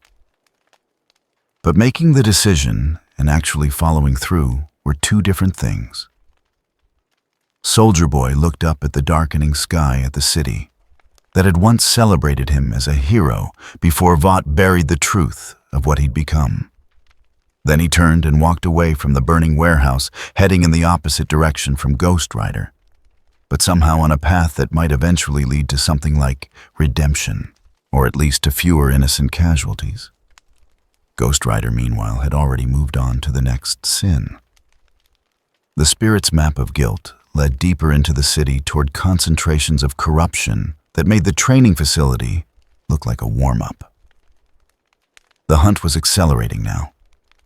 Word of the burning skull had spread through Vought's infrastructure like cancer, and the guilty were starting to run to hide to activate contingency plans that they'd hoped they'd never need to use. But you couldn't hide from judgment.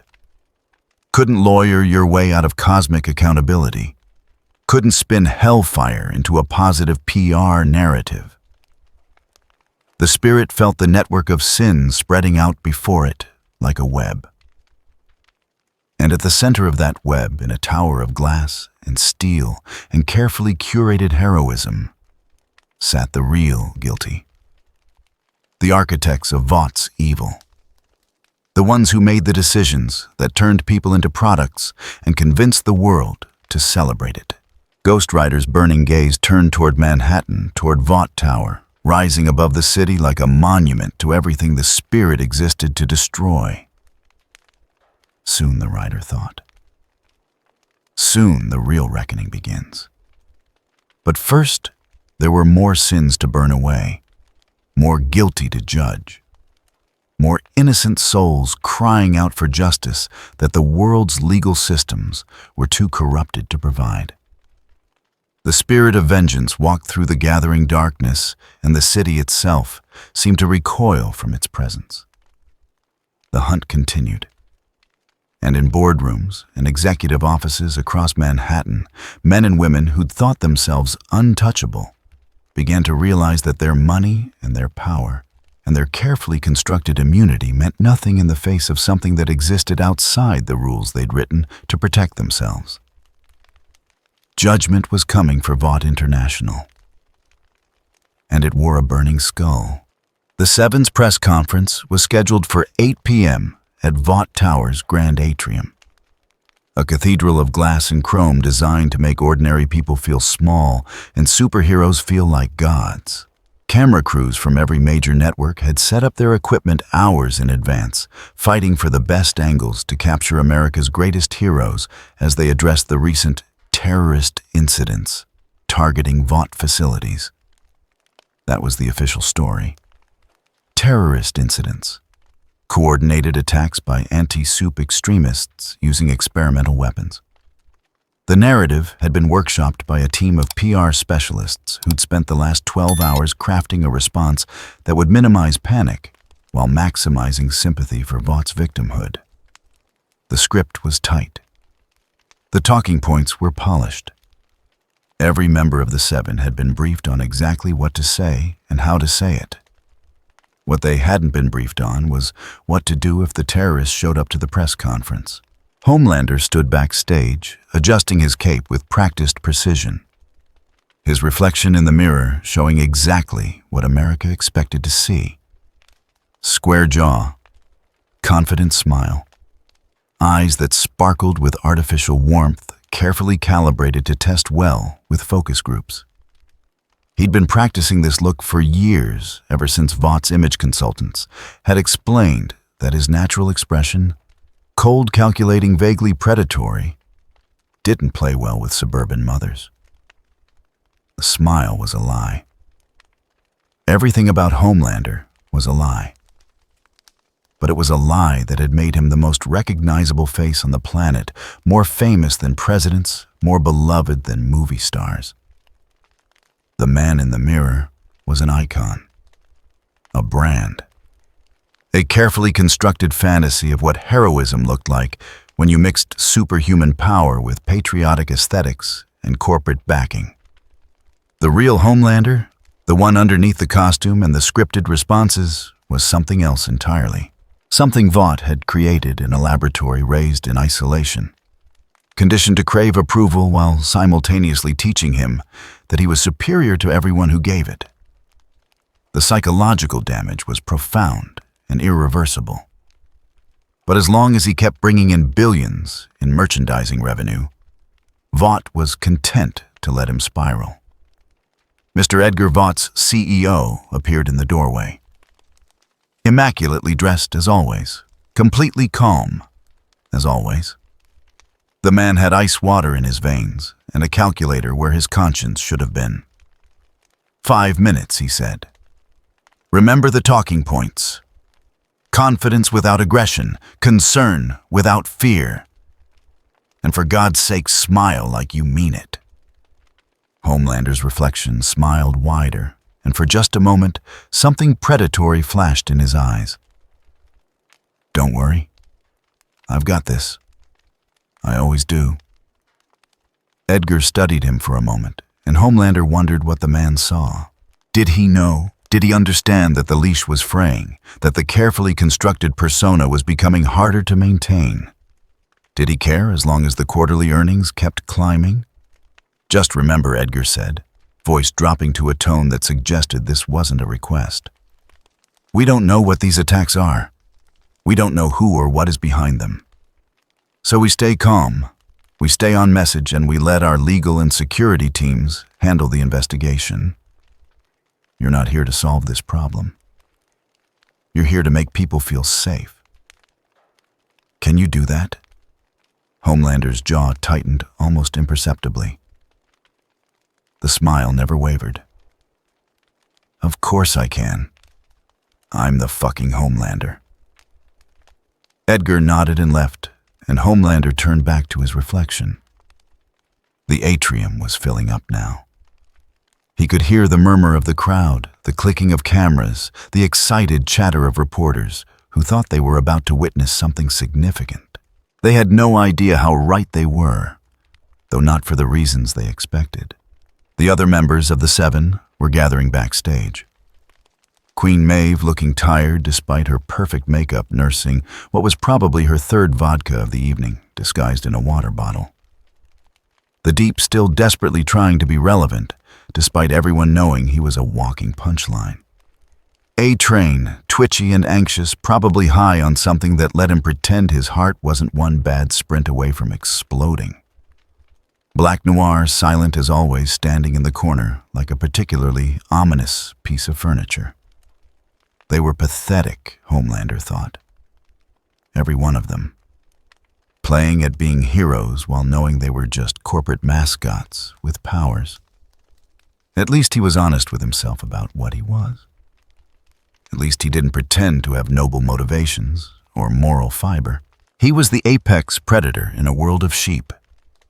And the only thing keeping him from acting on that reality was the awareness that sheep made excellent consumers of Homelander-branded merchandise. The stage manager gave the signal. Showtime. The seven walked out into the atrium to thunderous applause cameras flashing like a storm of artificial lightning. Homelander took point, of course, his cape billowing in a way that couldn't be accidental, his smile reaching exactly the right balance of confidence and accessibility. The crowd loved him. They always did. He could feel their adoration like a physical force, and for a moment it almost made him feel something approximating human. Then he noticed the cold spot. It was subtle at first. Just a section of the crowd that wasn't cheering quite as loudly, where the temperature seemed to have dropped a few degrees despite the atrium's climate control. Homelander's enhanced senses picked up on it immediately, though he didn't let his smile falter. Something was wrong. Something his instincts were screaming about, even though he couldn't articulate what it was. He scanned the crowd as he approached the podium, X-ray vision activating automatically, looking for threats. Weapons, explosives, anything that might explain the prickling sense of danger crawling up his spine. But all he saw were normal people. Reporters, cameras, security personnel. Nothing out of the ordinary. Then the lights began to flicker. It started small. Just a few of the overhead fixtures stuttering for a fraction of a second. Technical glitch, probably. Nothing to worry about. But then, it spread rippling across the entire atrium like a wave, and the temperature dropped another 5 degrees. People in the crowd started looking around confused, pulling jackets tighter against a chill that shouldn't exist in a climate-controlled environment. Homelander's hand moved to his earpiece, about to demand an explanation from security when he felt it. A presence. Heavy and wrong and utterly alien. Moving through the crowd like a hole in reality, a void that his enhanced senses skittered away from because trying to perceive it directly was like staring into a furnace. The crowd was parting without realizing it, people moving aside on instinct, creating a path toward the stage.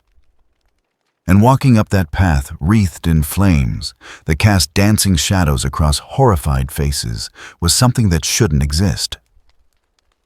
Ghost Rider. The screaming started immediately. People trampling each other to get away, cameras swinging around to capture the impossible figure advancing through the atrium.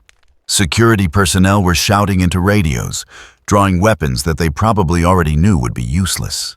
The other members of the seven were frozen, their carefully practiced stage presence evaporating in the face of something their training had never prepared them for. But Homelander didn't move. Couldn't move. Because he was staring at the thing approaching the stage, and for the first time in his adult life, Homelander felt something he'd almost forgotten existed. Fear. Not the distant awareness of danger that he occasionally experienced when facing particularly powerful supes. Not the calculated recognition of potential threats that his tactical training had instilled. This was primal, visceral. The kind of fear that lived in human DNA, coded in by millions of years of evolution to warn prey when a predator was nearby. Ghost Rider stopped at the base of the stage, skeletal head tilting up to look at Homelander with eyes that weren't eyes, just voids, filled with infernal light. The hellfire around his skull cast the stage in shades of amber and crimson, making the seven look less like heroes and more like actors caught in the wrong kind of spotlight. When the writer spoke, the voice bypassed normal auditory processing, resonating directly in the bones of everyone present. Homelander. The name hung in the air like an accusation. Homelander's smile had finally faltered, his carefully maintained public persona cracking at the edges. Up close, the thing on the stage below was worse than the grainy footage had suggested. It radiated wrongness, a fundamental violation of natural law that made his super hearing pick up frequencies that shouldn't exist, and his X-ray vision show him nothing, as if the figure was a blank spot in the electromagnetic spectrum. "What the hell are you?" Homelander said, voice steady, despite the adrenaline flooding his system. "Judgment." The rider's chains manifested, coiling through the air like living metal serpents. The crowd's screaming intensified a wall of sound that would have been deafening to anyone without super hearing. Security was trying to coordinate a response, but what could they do? Their weapons were designed to stop humans maybe handle lower-tier soups. Not this. Not something that looked like death itself had decided to attend a press conference. Homelander's eyes began to glow twin points of crimson light building as he prepared his heat vision.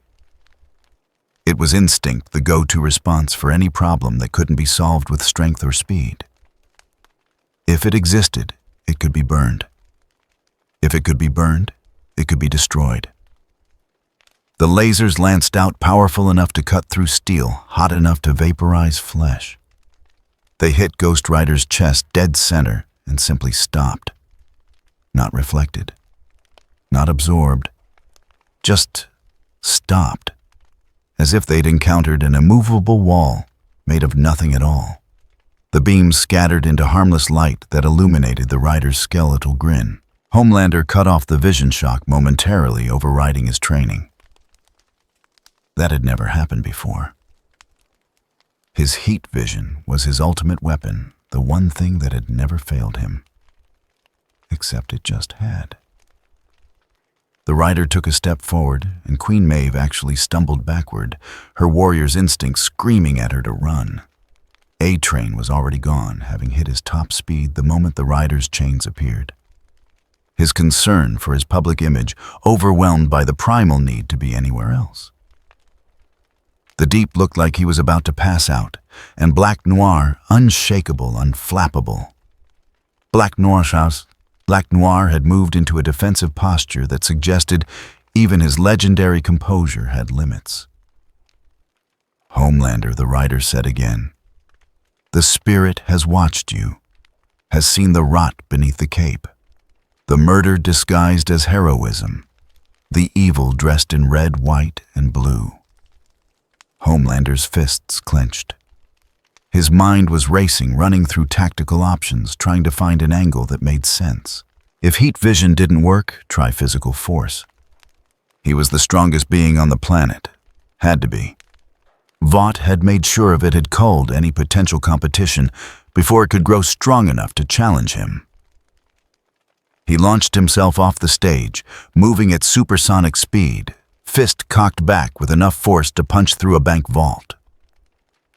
The impact when he hit Ghost Rider should have created a sonic boom, should have sent the skeletal figure flying through the atrium wall and into the street beyond. Instead, Homelander's fist connected with the rider's chest and stopped. Completely. Absolutely. As if he'd punched a mountain.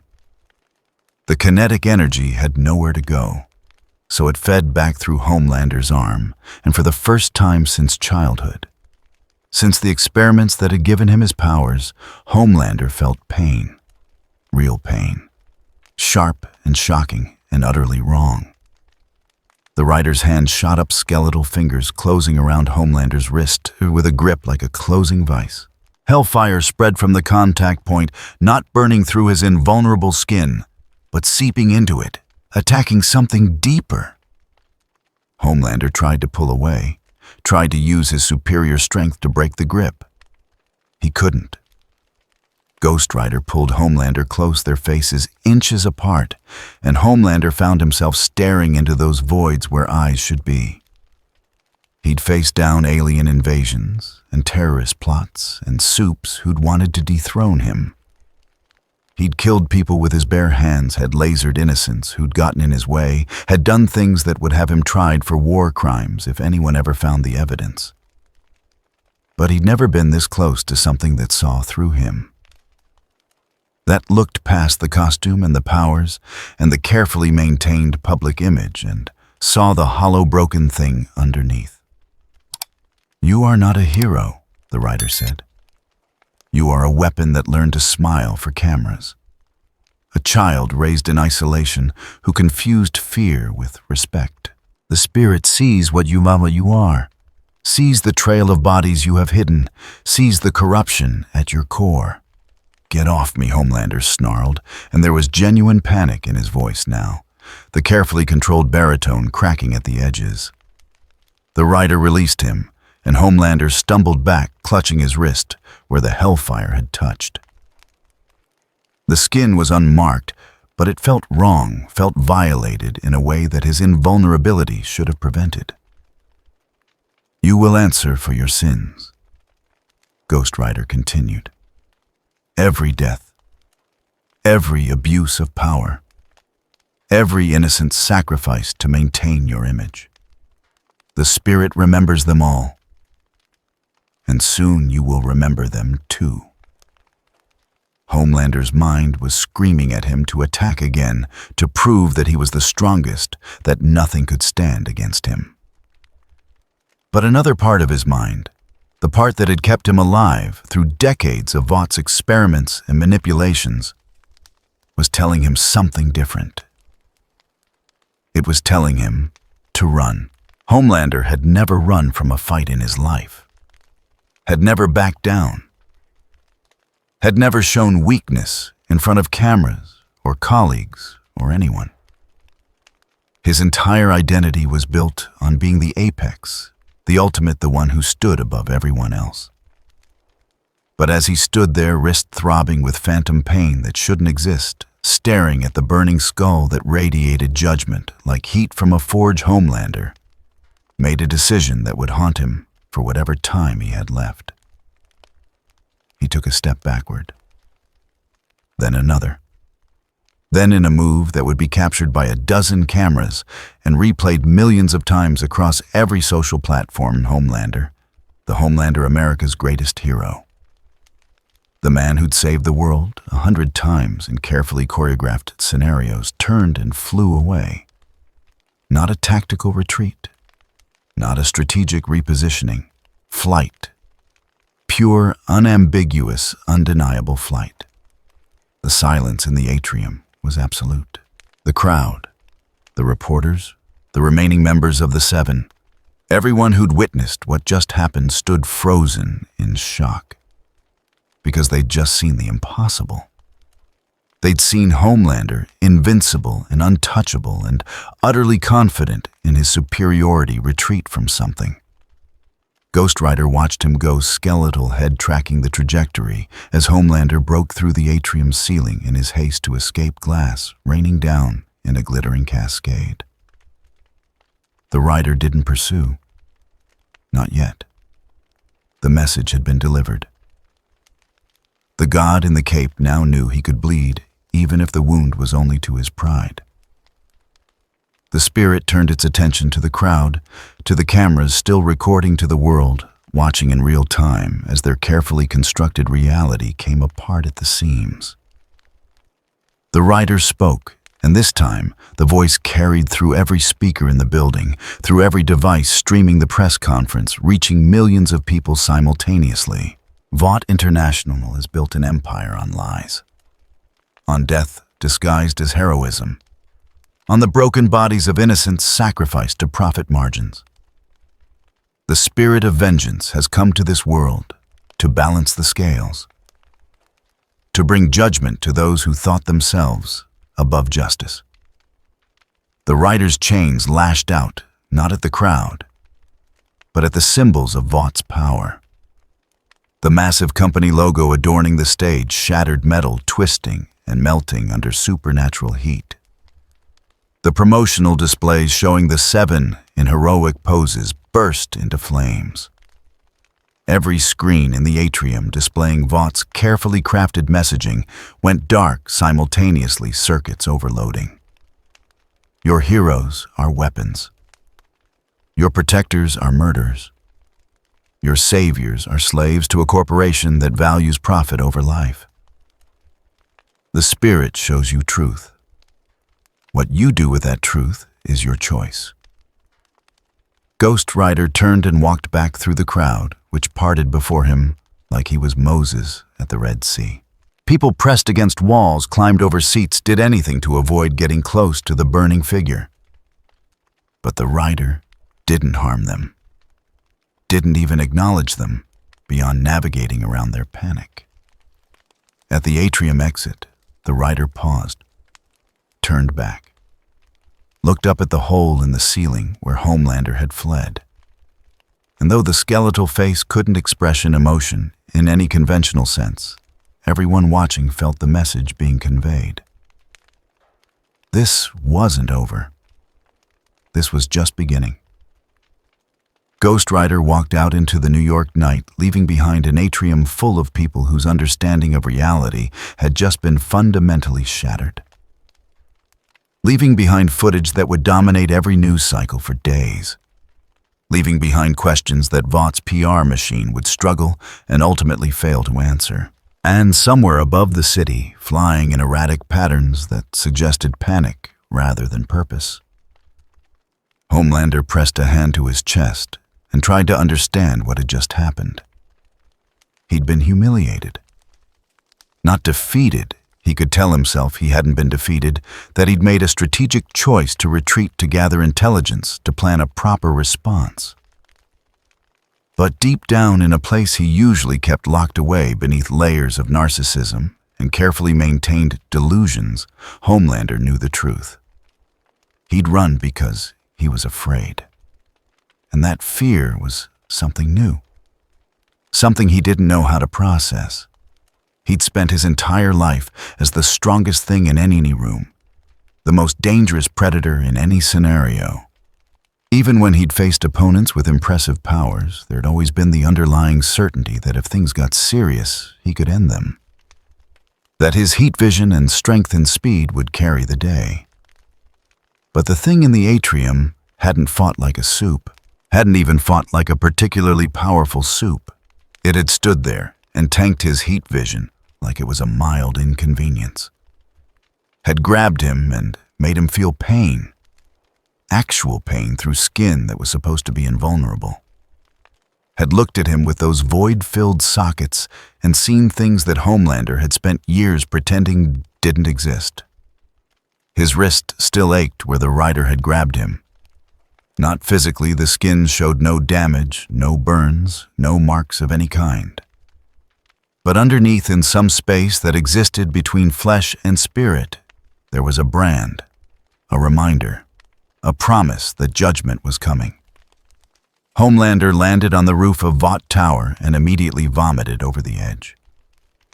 It was humiliating, undignified, the kind of weakness he'd never shown before.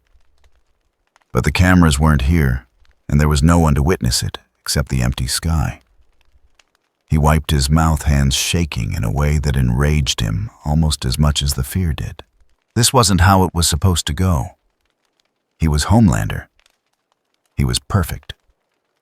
He was the fucking apex. Except he'd just run from something that saw him as prey. Inside Vought Tower, emergency meetings were being called. Crisis management protocols were being activated. PR specialists were already workshopping explanations for why Homelander had retreated. Technical difficulties with his powers. A strategic decision to avoid civilian casualties. Anything that could spin the obvious cowardice into something resembling heroism. But they all knew the truth. Everyone who'd been in that atrium, everyone who'd watched the live stream, everyone who saw the footage knew the truth. Their greatest hero had met something he couldn't beat. And that something was still out there. Ghost Rider walked through the streets of New York, and the city itself seemed to hold its breath. People who saw the burning skull approaching simply stepped aside, moved into shops, found anywhere else to be. Police cars that caught glimpses of the figure on their dash cams mysteriously developed radio problems that prevented them from calling it in. Even the rats in the alleys found other routes. The spirit was tracking something now, following a thread of guilt that led deeper into Vaught's infrastructure towards sins that made the training facility and the laboratories look like rehearsals for the main event. The confrontation with Homelander had been necessary, but incidental. A message delivered.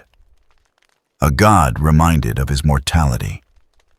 But the real target, the heart of Vaught's corruption, still awaited judgment. Robbie's consciousness stirred had been quiet during the confrontation, but now wanted to understand. You let him go, Homelander. He's killed people, innocent people. The news doesn't report it, but I could feel it when you grabbed him. Feel the weight of his sins. Why didn't you judge him? The spirit's response was patient, almost gentle. Because his judgment must be public, must be witnessed. Homelander is not just a murderer. He is a symbol, the face of Vaught's lie. When he falls, when he burns, the world must see it, must understand what he truly is. If the spirit destroyed him in that atrium, he would become a martyr. Vaught would spin it into propaganda. But if he is first revealed, first stripped of his godhood, and shown to be the monster he is, then his judgment will mean something. So we're building up to it, making him afraid first. The spirit does not play games, Robbie. But justice has a timing. The guilty must understand why they are being punished. Homelander has lived his entire life insulated from consequence. Tonight he learned that his power has limits. Soon he will learn that his sins have prices. And when that reckoning comes, he will have no illusions about why it is happening. The rider turned a corner heading toward the financial district where Vaught's true power resided. Not in the soups with their capes and their carefully managed public images, but in the boardrooms and the bank accounts and the lawyers who protected the guilty and the accountants who hid the evidence. The hunt was entering its final phase. The pawns had been eliminated. The soldiers had been scattered. And now, at last, it was time to take the king. Ghost Rider's chains rattled in anticipation, and somewhere in the night sky above New York, Homelander stood on a rooftop and wondered if he should just keep flying. Leave the city. Leave the country. Put as much distance as possible between himself and the burning skull that had looked into him and seen nothing worth saving. But he couldn't run. Not really. Because if he abandoned his position at the top of the food chain, someone else would take it. And after everything he'd done to get here, after all the compromises and the violence and the carefully maintained image, no. He couldn't run, which meant eventually he'd have to face Ghost Rider again. And next time, the rider had promised there would be judgment. Homelander touched his wrist where the phantom pain still lingered and tried to convince himself that he could win that fight. He failed. Vaught Tower stood 99 floors tall, a monument to corporate dominance, dressed in glass and steel lit from within by the kind of money that bought silence and spun murder into heroism. At 3 a.m, most of those floors were empty, their occupants safely home and insulated from the sins committed in their name. But the building itself never slept. Security teams patrolled in shifts. Server farms hummed in climate-controlled sub-basements. And in the upper levels, where the real power resided, executives worked through the night to contain the crisis that Ghost Rider had become. They had no idea the crisis was about to walk through their front door. Ghost Rider approached from the east, emerging from the shadows of the financial district like a nightmare given form. The hellfire around his skull cast long shadows that seemed to reach ahead of him, announcing his presence to a building that had no soul to feel dread, but somehow recoiled anyway. Every camera pointed in his direction died. Every electronic lock within a 100-yard radius cycled uselessly. Even the pigeons roosting on nearby structures took flight instinct, overriding their urban habituation. The spirit stood before Vought Tower and perceived it as what it truly was. Not a headquarters, not a symbol of human achievement. A mausoleum. A tomb built on the bones of everyone who'd been ground up in Vaught's machine and spat out as acceptable losses. The building reeked of guilt, layer upon layer of corporate evil, stacked vertically and insulated by legal departments and non-disclosure agreements. Tonight, the insulation would burn. Robbie's voice stirred within the rider's consciousness. This is it, isn't it? The big one. The heart of everything we've been hunting. The spirit's response was certain. This building is where decisions are made, where profit margins are weighed against human lives, where innocents are classified as assets or liabilities. Every floor holds sins that cry out for judgment, and the spirit answers all cries. Ghost Rider walked toward the main entrance, and the building's automated defenses activated. Turrets emerged from concealed positions, targeting lasers, painting the rider's skeletal frame with crimson dots. Somewhere in a security bunker, a technician watched monitors and made a decision that would be his last. He pressed a button. The turrets fired. 50 caliber rounds armor-piercing, designed to stop anything short of a tank. They hit Ghost Rider's center mass and evaporated the kinetic energy, converting to heat that only made the hellfire burn brighter. The targeting systems tried to recalibrate, confused by a target that registered on thermal sensors as a miniature sun, but on motion detectors as barely moving. The rider raised one skeletal hand, and the turrets melted. Not from his fire, he hadn't directed any flames toward them. They melted because reality itself rejected their purpose in the presence of something that existed outside the rules they'd been built to enforce. Metal ran like wax circuitry, fused into abstract sculptures, and the building's first line of defense ceased to exist. The glass doors ahead were reinforced bulletproof, designed to withstand anything short of a car bomb. Ghost Rider placed a palm against the surface, and the molecular bonds that held the glass together simply gave up. The doors didn't shatter. They dissolved, breaking down into component elements that drifted away like smoke. The lobby beyond was a cathedral to corporate power. Marble floors, soaring ceilings, a massive statue of Vaught's founder, standing with arms outstretched, cast in bronze, that had probably cost more than most families earned in a lifetime. Security guards in tactical gear were scrambling into position, radios crackling with confused chatter about whether this was a drill or an actual breach. Ghost Rider stepped through the dissolved doorway, chains manifesting from nothing coiling around skeletal arms like patient serpents. The security guards saw him and froze. They'd been trained to handle superhuman threats, had equipment designed to neutralize supes with various power sets. But their training manuals didn't cover what to do when death itself walked through the front door. One guard, braver or more foolish than the rest, raised his weapon. "Stop right there. This is private property. You're trespassing on." The rider's burning gaze settled on him, and the words died in the guard's throat. Ghost Rider's empathic sense read him in an instant.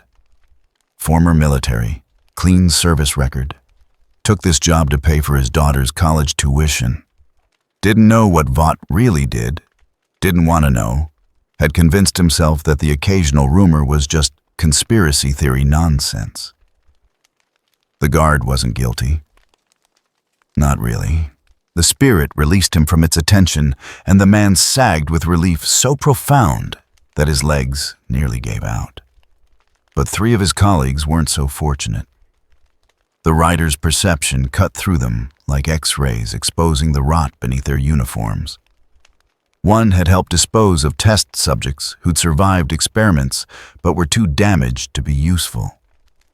Another had beaten a whistleblower badly enough to put her in the hospital, then falsified reports to make it look like a mugging. The third had looked the other way, while a Vought executive sexually assaulted interns had been paid bonuses for his willful blindness. Ghost Rider's chains lashed out. The first guard screamed as hellfire-wreathed links wrapped around his torso, burning through his tactical vest like it was tissue paper. The spirit didn't incinerate him immediately.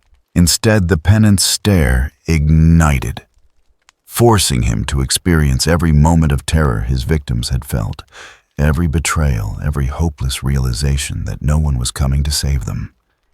When the rider finally released him, he collapsed as an empty shell mind retreated so far into catatonia that modern medicine would never bring him back. The second guard tried to run, made it 3 steps before chains caught his legs and dragged him back across the marble floor. The rider hauled him up like a caught fish skeletal hand, closing around his throat, and hellfire poured through the contact. This one burned. Not quickly. The spirit made it last, made him feel every degree of heat as his sins were literally combusted out of his flesh. By the time he hit the ground, there was nothing left but ash in the shape of a man and a name tag that had somehow survived the inferno. The third guard was already on his knees, hands raised in surrender, begging incoherently. Ghost Rider approached him slowly, inexorably, and placed both skeletal hands on the man's head.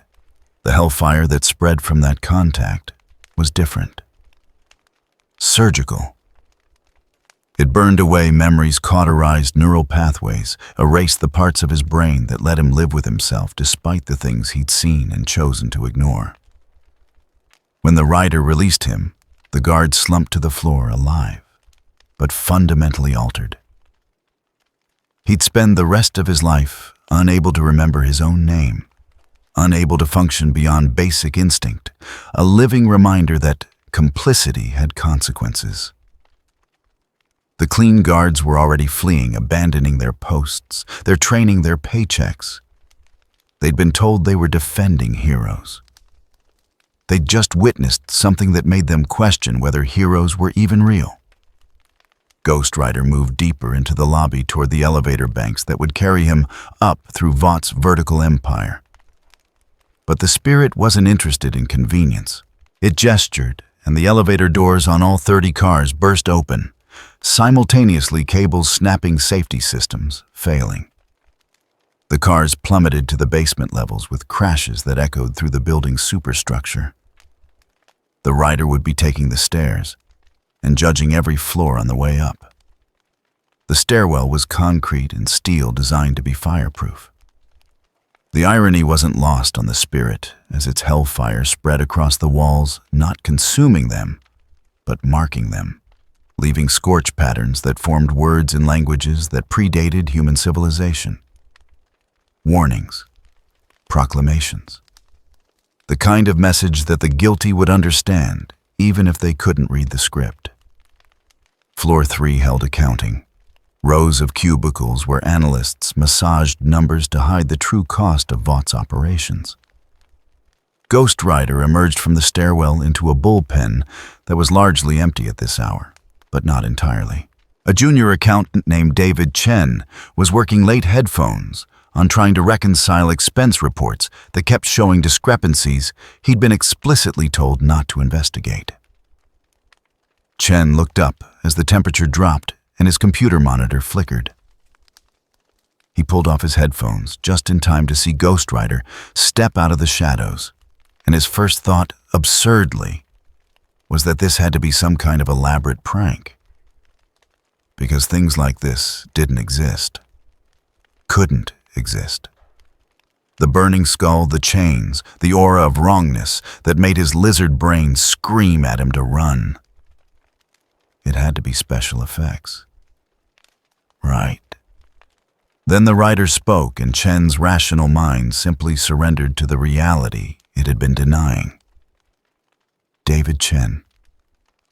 The spirit knows your burden, knows you found evidence of murdered children and were threatened into silence, knows you wanted to expose the truth but feared for your family. Chen's mouth worked soundlessly. How? How do you know that the spirit sees all sins, weighs all souls? Yours carries guilt, but not the kind that demands judgment. You knew of evil and did nothing. That is human weakness, forgivable if barely. But the ones who threatened you.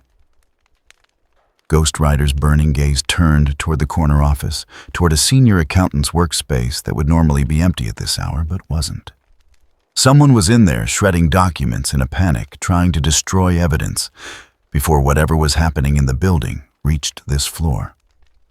Ghost Rider walked past Chen without another word, chains dragging behind with a sound like grinding tombstones. The corner office door was locked, reinforced, designed to protect sensitive financial information. The rider placed a palm against it, and the lock's internal mechanisms melted into slag. The door swung open on hinges that would never close again. Inside, surrounded by piles of shredded paper and looking like a trapped animal, was Gregory Walsh, Senior VP of Financial Operations. 23 years with Vought.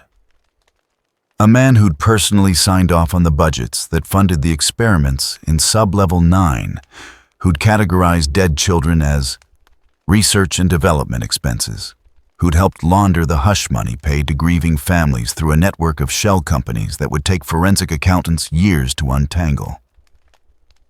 Walsh saw Ghost Rider and did something that would have been brave if it wasn't so futile. He grabbed a letter opener from his desk and held it like a weapon. Stay back. I've got connections, I know people. You can't just... The rider's chain whipped out faster than Walsh could track, wrapped around his wrist, and yanked him forward. The letter opener clattered to the floor as Walsh found himself face to face with the burning skull close enough to feel the heat that radiated from something that physics couldn't explain. Gregory Walsh, Ghost Rider, intoned. You balanced books while children died. Called murder a line item. Converted suffering into profit margins. The spirit shows you what you pretended not to see. The penance stare ignited, and Walsh's scream was immediate and total. The spirit forced him to experience not just the suffering he'd enabled, but the cold calculus behind it. Made him feel what it was like to be reduced to a number in a spreadsheet, to have his worth measured solely by return on investment, to understand that his death would be categorized as an acceptable loss if it protected quarterly earnings. When it was over, Walsh was still breathing, but something essential had broken. He'd spend the rest of his life unable to look at numbers without seeing the faces of children behind them. Unable to make simple purchases without calculating the human cost. Trapped in a hell of his own making where every transaction was measured in suffering. Ghost Rider left him curled on the floor and moved on. Floor by floor. Office by office. The spirit's judgment was systematic, methodical, unstoppable. Floor 7 was human resources where records of complaints were filed and then buried, where NDAs were enforced with threats, and where employees who asked too many questions were quietly terminated. The writer found the director alone in her office, burning files in a wastebasket, and showed her what happened to the people she'd silenced. She didn't survive the experience.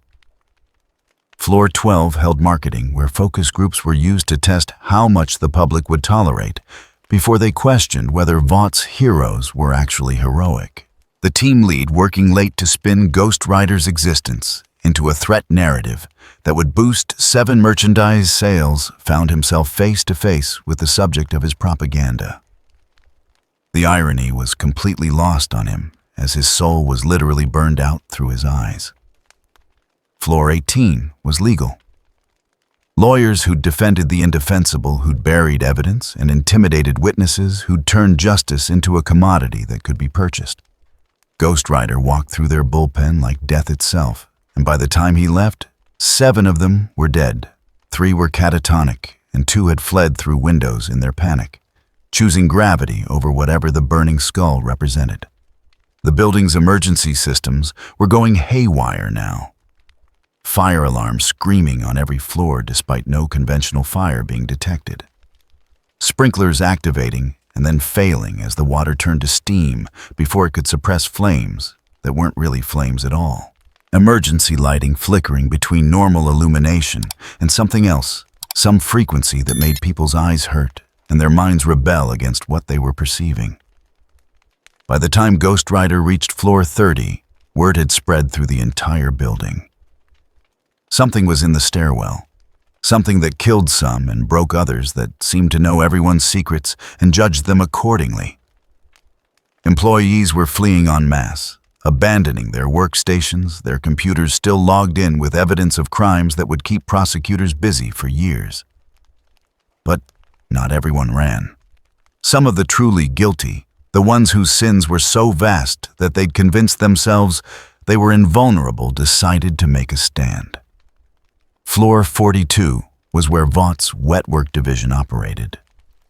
Not publicly, of course. Officially, this floor held special consultants who advised on security matters. In reality, it was where Vaught planned and executed the kind of operations that kept competitors silent and whistleblowers permanently unable to speak. Assassinations dressed up as accidents, disappearances that would never be solved. The kind of work that required sociopaths with superhuman powers and complete moral flexibility. 6 of them were waiting when Ghost Rider emerged from the stairwell. Enhanced reflexes, military training, weapons both conventional and exotic. They'd been briefed on what was coming up. The stairs had seen the security footage before the cameras died. They knew this was something unusual. They just didn't understand how far outside their operational parameters unusual had become. The leader, a man named Kovac, who'd once been Special Forces before Vaught, recruited him for darker work, raised a weapon that looked like it belonged in a science fiction movie. They'd told him it could disrupt cellular cohesion, break down organic matter at a molecular level. "Let's see you walk through this," he muttered, and pulled the trigger. The beam hit Ghost Rider dead center. For a fraction of a second, the rider's form destabilized edges, blurring as the weapon tried to tear apart the supernatural framework that gave him physical presence. Kovac allowed himself a moment of satisfaction. Then the beam reversed direction. The weapon exploded in Kovac's hands, energy feeding back through systems that weren't designed to handle the kind of power that the spirit casually radiated. Kovac screamed as the backblast tore through him, and his 5 teammates opened fire with everything they had. Conventional rounds, energy weapons, one even threw something that looked like a grenade made of pure light. Ghost Rider walked through it all. The bullets evaporated. The energy dissipated. The light grenade detonated and accomplished nothing except illuminating the rider in stark relief, making him look even more like something that shouldn't exist. And with each step forward, the temperature in the room climbed higher, not from external heat, but from the sheer psychic weight of judgment pressing down on the guilty. The Wetwork team broke. Training evaporated in the face of something that violated every tactical principle they'd been taught. You couldn't kill what wasn't alive, couldn't intimidate what didn't fear, couldn't negotiate with an entity whose entire purpose was accountability. Ghost Rider's chains lashed out, and what followed wasn't a battle. It was an execution. Systematic, precise. Each member of the team judged according to their sins. 2 were incinerated on the spot, their crimes too vast and too recent for any mercy.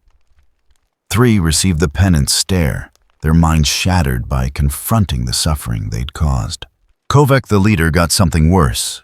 He was left alive and conscious, forced to watch as the rider destroyed everything his team had built, burned every file, and wiped every server, erasing years of carefully documented evil. When it was over, Kovac sat amid the ashes and the body's mind intact enough to understand what had happened, but broken enough that he'd never be functional again. A living testimony to the fact that even Vought's monsters could be held accountable. Ghost Rider continued upward. Floor 50, 60, 70. Each level held its own species of corruption, its own flavor of evil, dressed up in corporate terminology. Public relations specialists who'd spun child deaths into tragic accidents, scientists who'd treated human subjects like laboratory equipment, executives who'd weighed murder against market share and chosen profit every time. The spirit judged them all. By floor 80, the building was in chaos. Emergency services were surrounding Vought Tower, but couldn't enter every access point, was blocked by supernatural fire that didn't respond to foam or water or anything in their playbook. News helicopters circled above, broadcasting footage of flames that seemed to burn from within the structure rather than consuming it.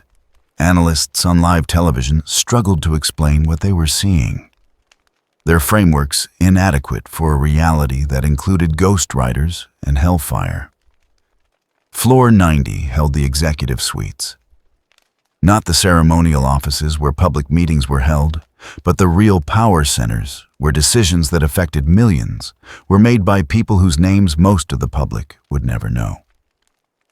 Ghost Rider emerged from the stairwell into a corridor lined with mahogany and original artwork.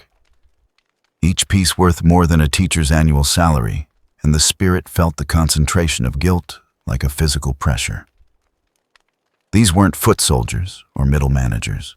These were the architects. The ones who'd built Vought's empire on a foundation of exploitation and convinced themselves they were visionaries.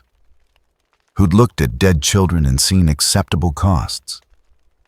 Who'd created a system where heroism was a product and justice was whatever served the bottom line. The rider walked toward the corner office at the end of the hall, where light still burned despite the late hour.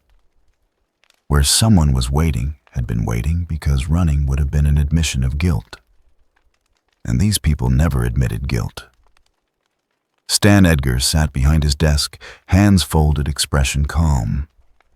He'd built a career on never showing emotion, on treating every crisis as a problem to be solved through cold calculation. Even now, with hellfire spreading through his building, and the sound of screaming echoing up from lower floors, he maintained his composure. Ghost Rider entered the office, and Edgar didn't flinch. "I was wondering when you'd reach me," Edgar said, voice steady. "You've caused quite a disruption. Do you have any idea what this will cost the lawsuits?" "The investigations, you've destroyed years of careful construction in one night. The spirit does not concern itself with your balance sheets." Ghost Rider's voice resonated with finality. "Your empire was built on bones.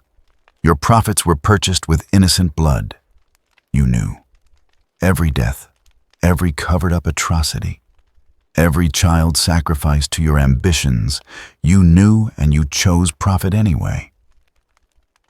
Edgar's mask cracked just slightly, a flicker of something not fear, but acknowledgement. "Of course I knew. You think I got to this position by being naive? This is how power works, always has been. You think you're exposing some great evil. You're just forcing people to confront the truth they've always known and chosen to ignore. Vought didn't create this system. We just perfected it." Ghost Rider moved closer, and for the first time, Edgar's composure wavered.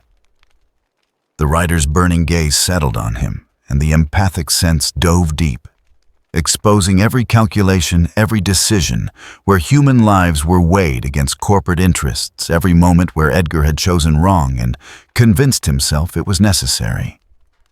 "You are correct," the spirit said.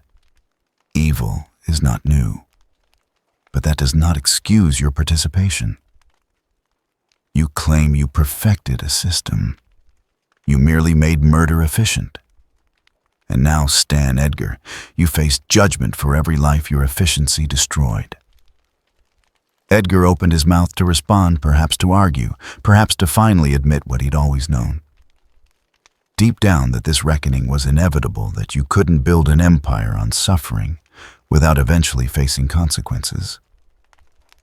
But Ghost Rider's hand shot out skeletal fingers, closing around Edgar's throat, and the penance stare ignited with an intensity the spirit rarely unleashed. Stan Edgar's scream was the sound of a man confronting the full weight of his sins without any of the psychological buffers that had allowed him to sleep at night. The spirit showed him everything. Every child who died in Vaught's experiments, every family destroyed, every innocent person whose life had been considered acceptable collateral in pursuit of market dominance. And unlike the others, unlike the foot soldiers and middle managers, Edgar understood. Had always understood. The penance stare didn't shatter his worldview. It stripped away the comfortable lies he'd used to justify it. When the rider released him, Edgar collapsed like a building with its foundation removed. He was still breathing, still conscious, but something fundamental had been excised from his psyche. The cold calculation that had defined him. The ability to treat humans as resources. The framework that let him function as Vaught's architect. Gone. Ghost Rider turned away from the broken CEO and walked to the floor-to-ceiling windows that offered a panoramic view of New York. The city stretched out below millions of lives, unaware that the empire that had defined their understanding of heroism was crumbling 90 floors above them. The rider raised both hands, and hellfire erupted from his skeletal frame with an intensity that made the building's superstructure groan. Not conventional fire, the spirit's judgment made manifest, spreading through Vought Tower like an infection, seeking out every document, every server, every physical piece of evidence that the company had spent decades accumulating. The flames didn't burn randomly. They were selective, surgical, consuming only what needed to be destroyed. Financial records that proved the conspiracy. Research data from the experiments. Communications that would have implicated dozens of government officials who'd taken Vaught's money and looked the other way. The spirit wasn't interested in exposing the rot. It was interested in cauterizing the wound. The building would survive structurally. But Vought as an institution that was burning down to its foundation. Every carefully constructed lie turned to ash. Every secret that had been kept through violence and intimidation released into the air as smoke. Ghost Rider stood in Edgar's office, surrounded by flames that cast dancing shadows across walls lined with awards and accolades, and spoke one final judgment that would be heard by everyone in the building, broadcast by emergency systems that couldn't shut down, recorded by cameras that somehow still functioned despite the supernatural interference. Vought International is ended. Your heroes are exposed. Your protectors are revealed as predators. Your saviors are shown to be slaves. The spirit has judged you and found you wanting. What remains is ash and truth. The world will decide what to build from that. The rider walked back toward the stairwell, leaving Edgar broken in his corner office, leaving 90 floors of burning evidence, leaving a monument to corporate evil, reduced to something closer to what it had always been, a tomb. The descent was faster than the climb. The building was evacuating now, thousands of employees flooding into the streets, some guilty and fleeing justice, others innocent and fleeing danger. All of them witnesses to the fact that even power concentrated into a skyscraper could be held accountable. Ghost Rider emerged from the main entrance as the sun began to rise, painting the eastern sky in shades of pink and gold. Behind him, Vought Tower stood silhouetted against the dawn smoke pouring from upper floors, fire and emergency lights creating a strobe effect that made it look like the building itself was dying. News helicopters captured everything. The burning skull walking away from the chaos. The emergency services unable to enter. The thousands of evacuees stumbling into the street. And somewhere in that footage, in the faces of the people streaming out of the building, was the truth that Vought's PR machine would never be able to spin away. Fear. Guilt. The recognition that their empire had been built on sand, and someone had finally called them on it. Ghost Rider walked into the rising sun, hellfire dimming slightly in the growing light, but never fully extinguishing. And the spirit felt something it rarely experienced. Satisfaction. Not because the hunt was over, it wasn't, not yet. Homelander still lived. Justice still required completion. But because for the first time since entering this world, the scales were beginning to balance. Vought's heart had been pierced. The Empire was burning, and soon, very soon, its greatest creation would face judgment. The hunt wasn't over. But the endgame had begun. Homelander had been flying for 3 hours, when he finally admitted to himself that he was running. Not strategically retreating, not regrouping. Running. Pure, undiluted flight from something that terrified him in ways he didn't have the emotional vocabulary to process. He'd left Vought Tower the moment reports came in about Ghost Rider. Entering the building, had watched from miles away as smoke poured from the upper floors, as emergency services surrounded a monument to corporate power that was burning from the inside out. He could have gone back, should have gone back. He was Homelander. He was the strongest. He was supposed to protect Vought's interests because Vought had made him, owned him, defined his entire existence. But every time he considered turning around, every time his ego screamed at him to prove he wasn't a coward, his mind replayed the moment in the atrium. The moment his heat vision had failed. The moment he'd felt pain through invulnerable skin. The moment those burning voids had looked into him and seen the hollow thing underneath. So he flew. North, away from the city, away from the cameras and the responsibilities and the thing that wore a skull and judged the guilty. The landscape blurred beneath him, New Jersey suburbs giving way to Pennsylvania forests, the Appalachian Mountains rising in the distance like ancient sentinels. He could fly forever if he wanted. Circle the globe. Find some isolated corner where Ghost Rider's jurisdiction didn't reach. Except he knew with a certainty that made his stomach twist that jurisdiction wasn't the issue. The burning skull hadn't come to New York because of geography. It had come because of guilt. And Homelander carried enough of that to be tracked across continents. He was over rural Pennsylvania, flying low enough to scatter birds from their trees when he felt it. A presence behind him. Not close, but not distant either. Moving with a purpose that transcended normal physics. Homelander's enhanced hearing picked it up, first an engine sound that shouldn't exist, too deep and too resonant like thunder given mechanical form. He looked back and saw it on the horizon. A car. On the ground, miles behind, but closing the distance impossibly fast. Black as midnight. Flames erupting from its hood and wheels. Moving in a straight line that ignored roads and terrain, leaving a trail of scorched earth in its wake. The Hell Charger. Homelander's flight pattern became erratic. He climbed higher, pushing toward 10,000 feet, thinking altitude might matter. The car below didn't slow. Somehow, impossibly, it maintained pursuit despite the fact that it was earthbound and he was in the sky. As if the spirit's determination created its own physics bending reality to ensure the chase continued. He tried speed, pushed himself to Mach 2, creating sonic booms that shattered windows in the rural communities below. The Hell Charger accelerated to match engine roaring, with a sound that made the ground shake, that sent wildlife fleeing in terror, that caused people to look up from their morning routines and wonder what fresh hell was racing across their peaceful countryside. Homelander angled toward a mountain range, thinking terrain might slow his pursuer. The Hell Charger hit the first slope without decreasing speed, tires gripping stone like they were gripping pavement, defying every law of traction and momentum.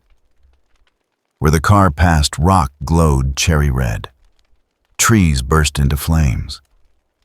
The mountain itself seemed to recoil from something that had no business existing in the natural world. He was panicking now. Really panicking. All the careful conditioning that Vought had instilled, all the psychological programming that kept him functional, despite being raised in isolation and pumped full of enough power to level cities, it was crumbling. Because for all his strength, for all his abilities, Homelander was discovering that he'd never truly been tested. Never faced something that couldn't be intimidated or killed or negotiated with. Ghost Rider was inevitable. And inevitability was something Homelander's ego had never accounted for. The chase continued for another hour. Through valleys and over ridges. Past small towns where people would later report seeing something impossible, a man in a cape fleeing from a burning car that moved like a missile, both of them creating a path of destruction that defied explanation. News helicopters tried to follow, but couldn't keep up. Military satellites tracked the anomaly, but had no framework for understanding what they were observing. Homelander's flight was becoming desperate. He doubled back, tried loops and spirals, attempted maneuvers that would have left any conventional pursuer dizzy and disoriented. The Hell Charger adjusted effortlessly, maintaining pursuit with the patience of something that had all eternity to complete its mission. Because that's what this was, Homelander realized with dawning horror. A mission. Not a chase where he might escape if he was clever or fast enough.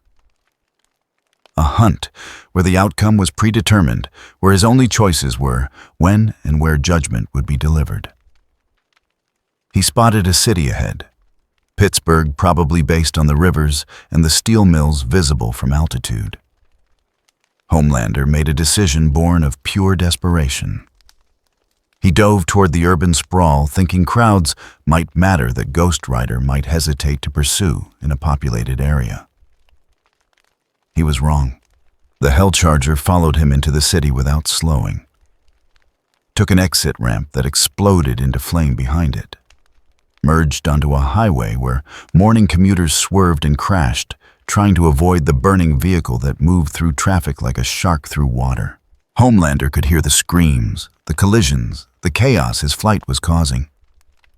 Good part of him thought viciously. Let people see what their precious Ghost Rider does. Let them witness the collateral damage. Maybe then they'll understand that I'm not the monster here. But even as the thought formed, he knew it was a lie. The crashes weren't Ghost Rider's fault. They were his. He'd brought this chase into populated areas. He'd endangered civilians in a desperate attempt to... what? Buy time, create witnesses, force the rider to stop. The Hell Charger didn't stop. It took an off-ramp, went the wrong way, down a one-way street, scattered pedestrians who dove into doorways and alleys. The car's presence alone was enough to clear a path. Something about it triggered primal instinct in everyone who saw it. A recognition that this was a predator and they were prey. And the only rational response was to run. Homelander landed on a rooftop in the financial district, breath coming hard, despite the fact that his physiology didn't require oxygen. Psychological exhaustion manifesting as physical symptoms. He looked down at the street below, at the Hell Charger, parked in the middle of an intersection, engine idling with that impossible thunder rumble that made windows vibrate in their frames. Ghost Rider stepped out of the vehicle. The rider's skeletal form seemed even more pronounced in daylight shadows cast in wrong directions, hellfire visible as distortions in the air rather than actual flames. Chains coiled and uncoiled around his frame, and those burning voids tracked upward to lock onto Homelander's position with the certainty of a missile acquiring its target. Homelander could run again. Probably should run again. But something in him, pride or exhaustion, or the recognition that this was inevitable, kept him on that rooftop. He straightened, adjusted his cape, tried to summon the persona that had made him America's greatest hero. The mask wouldn't fit anymore. Not after the atrium. Not after 3 hours of fleeing like a coward. Not with those void eyes staring up at him and seeing through every pretense he'd ever constructed. Ghost Rider began to rise. Not flying exactly. More like gravity had become optional for him, like up and down were suggestions he could ignore when convenient. He ascended toward the rooftop with the inevitability of dawn, and Homelander found himself taking a step backward, despite every instinct screaming at him to stand his ground. The rider reached the rooftop, landed with a weight that made the entire structure groan, and spoke. "The chase ends here, Homelander. No more running. No more delays. The spirit has pursued you across mountains and through cities. Has given you time to understand what is coming. Time to feel what your victims felt when you hunted them. That time is over." Homelander's fists clenched. His eyes began to glow, heat vision building, despite knowing it wouldn't work. "I didn't ask for this. Didn't ask to be made into what I am. Vought created me, raised me in a lab, turned me into their weapon. You want to judge someone? Judge them." "The spirit has judged Vought, Ghost Rider," replied voice resonating across the rooftop. "Their empire burns, their leaders broken, their sins exposed. But you are not Vought. You are what Vought made, yes. But you are also what you chose to become. The spirit sees the difference." "There is no difference." Homelander's voice cracked, years of repressed trauma breaking through the narcissistic shell he'd built. "I'm their creation. Everything I've done, everything I am, it's because they made me this way." The rider took a step forward, chains rattling. "You were made to be powerful. You chose to be cruel. Were raised without love. Chose to spread suffering. Were created as a weapon. Chose to wield that against the innocent. Vought gave you power. You decided what to do with it." Homelander's heat vision fired, reflexive and desperate. The beam struck Ghost Rider's chest and scattered into harmless light, just like in the atrium. The rider didn't even acknowledge the attack, just continued advancing with the patient inevitability of death itself. "You cannot run anymore," Ghost Rider said. "Cannot hide behind Vought's power or your public image. Cannot charm or threaten or negotiate your way out of judgment. The spirit has crossed dimensions to find you, has burned through your protections, has pursued you until you had nowhere left to flee. And now, Homelander, now you face what you have always feared." Homelander shook his head, backing toward the edge of the rooftop. What do I fear? Accountability. The word hung in the air like a death sentence. Homelander stood at the edge of the building toes, inches from empty space, and realized he was out of options. Behind him was a 100-foot drop. In front of him was Judgment wearing a burning skull. And somewhere inside him, buried under decades of trauma and narcissism and carefully maintained delusions, was the recognition that this was what he'd always known would come eventually. You couldn't do what he'd done, couldn't kill and abuse and terrorize with impunity, without some part of you knowing that eventually, somehow the bill would come due. He'd just never expected the collection agent to cross dimensional boundaries to deliver it. Ghost Rider was close now. close enough that Homelander could feel the heat radiating from the rider's form, could see the intricate patterns in the flames that wreathed his skull. The rider's hand rose, skeletal fingers spread, and those burning voids fixed on Homelander, with an intensity that made his enhanced vision blur. "It is time," the spirit said. "Time to see what you have done. Time to feel what they felt. Time to understand the weight of your sins without the comfortable lies you have used to justify them." Homelander tried to speak, tried to beg or threaten or say something that might delay the inevitable.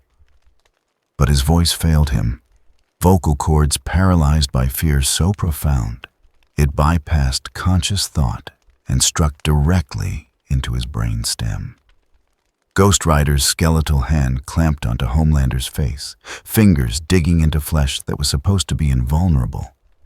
And the penance stare ignited with an intensity the spirit had been building toward since it first entered this world. Homelander screamed. The sound carried across the city, echoed off buildings, made people blocks away. Stop what they were doing and look toward the source. It wasn't the scream of someone in physical pain. It was deeper, more fundamental.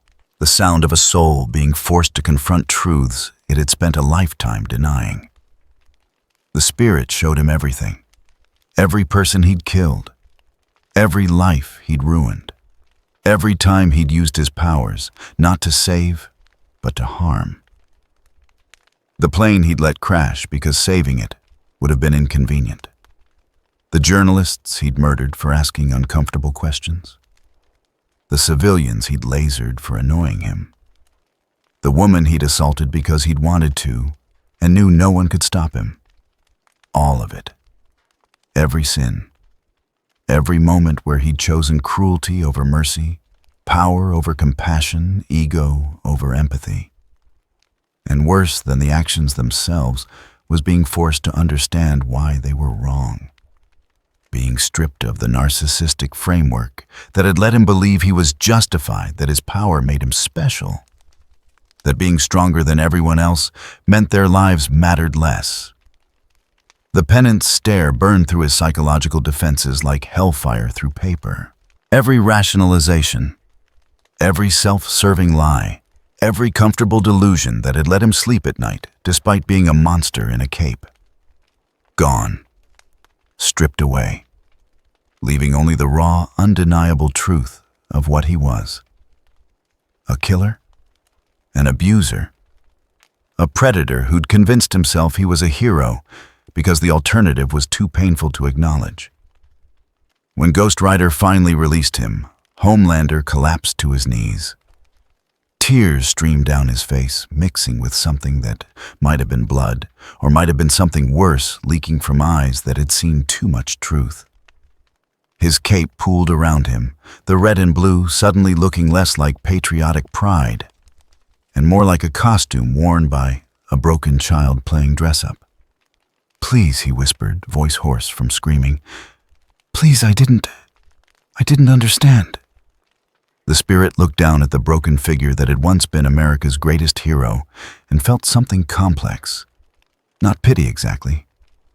The spirit didn't do pity, but recognition that this was what happened when you gave godlike power to someone raised without love, without boundaries, without any framework for understanding that other people's suffering mattered. Vought had created this monster. But the monster had embraced what he was, had reveled in it, had chosen again and again to inflict pain because it made him feel powerful. "The choice ends now," Ghost Rider said. "You have seen what you are, felt the weight of your sins. You cannot unhear the screams or unfeel the suffering. That burden is yours forever. And now, Homelander, you face judgment." The rider's chains rose, coiling through the air like serpents preparing to strike. Hellfire built around the skeletal frame, shifting from orange to white to something beyond the visible spectrum. This was it. The endgame. The moment the entire hunt had been building toward. Homelander looked up at the rider face streaked with tears, and for the first time in his life, understood what it meant to be truly powerless. To face something you couldn't fight or flee from. To know that your fate was sealed, and all you could do was face it with whatever dignity you had left. He closed his eyes and waited for judgment to fall. The city held its breath. Pittsburgh had become an unwitting stage for something that transcended normal human experience. News helicopters circled at maximum safe distance, cameras trained on the rooftop, where two figures stood silhouetted against the morning sky. One wearing a cape that had once symbolized hope. The other wreathed in flames that represented something far older than any modern concept of justice. Ghost Rider's chains hung in the air like the sword of Damocles' hellfire crawling along their length, casting shadows that moved independently of any light source. Homelander knelt before the rider face streaked with tears and something darker body, trembling with the aftershocks of the penance stare. For the first time in his life, America's greatest hero looked small, broken, human in all the worst ways. The spirit stood over him, skeletal hands still raised and prepared to deliver final judgment. But something made the rider pause. Not mercy. The spirit of vengeance didn't traffic in mercy for the truly guilty. But something else, a calculation that transcended simple punishment. Because Homelander wasn't just a murderer, he was a symbol, a monument to what happened when corporate greed and unchecked power collided with human trauma. Killing him would be justice. But would it be enough? Robbie's consciousness stirred had been mostly dormant during the chase, but now pushed forward. Wait. Just wait a second. Let me see him. The spirit allowed it, relinquishing just enough control for Robbie to perceive what the rider perceived. And what Robbie saw made something twist in his chest. Not pity, he'd seen too much, felt the weight of Homelander's sins through the penance stare. But recognition. Because underneath the powers and the costume and the decades of narcissistic delusion was something Robbie understood. A kid who'd never had a chance, raised in a laboratory, treated as an experiment rather than a child, given power without love, strength without guidance, abilities without the moral framework to use them responsibly. Vought had created a weapon and been surprised when it acted like one. That doesn't excuse what he's done, Robbie thought. Doesn't make the people he killed any less dead. No, the spirit agreed. It does not. But consider what his death accomplishes. Another body, another sin added to the pile. The guilty punished, yes, but the system that created him, that remains. Others will come. Other children will be twisted into weapons. The cycle continues. So what are you suggesting? That we just let him go? The spirit's response was complex, layered with millennia of experience judging the guilty and understanding that sometimes the worst punishment wasn't death. We make him live with what he is. Ghost Rider's chains retracted slightly, the hellfire dimming from execution bright to something less immediately fatal. Homelander looked up, the confusion cutting through the tears, not understanding why the killing blow hadn't fallen. The rider spoke, and the voice carried across the rooftop, across the city, through every camera and microphone pointed at this moment. Homelander, the spirit has shown you your sins, has forced you to feel what you have inflicted on others, has stripped away every lie you told yourself about being a hero. You know what you are now. Know it in a way you can never unknow. Homelander's voice was barely a whisper. Then kill me. Please. I can't live with this. Can't live with knowing. That is your judgment, Ghost Rider interrupted. Not death, not the mercy of oblivion, but life. Life with full knowledge of what you have done. Life where every moment is colored by the suffering you caused. Life where you must choose every single day whether to continue being the monster you were or become something different.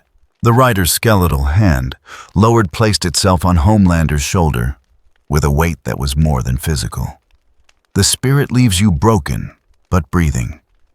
Strips you of the delusions that let you function, but leaves you capable of choice.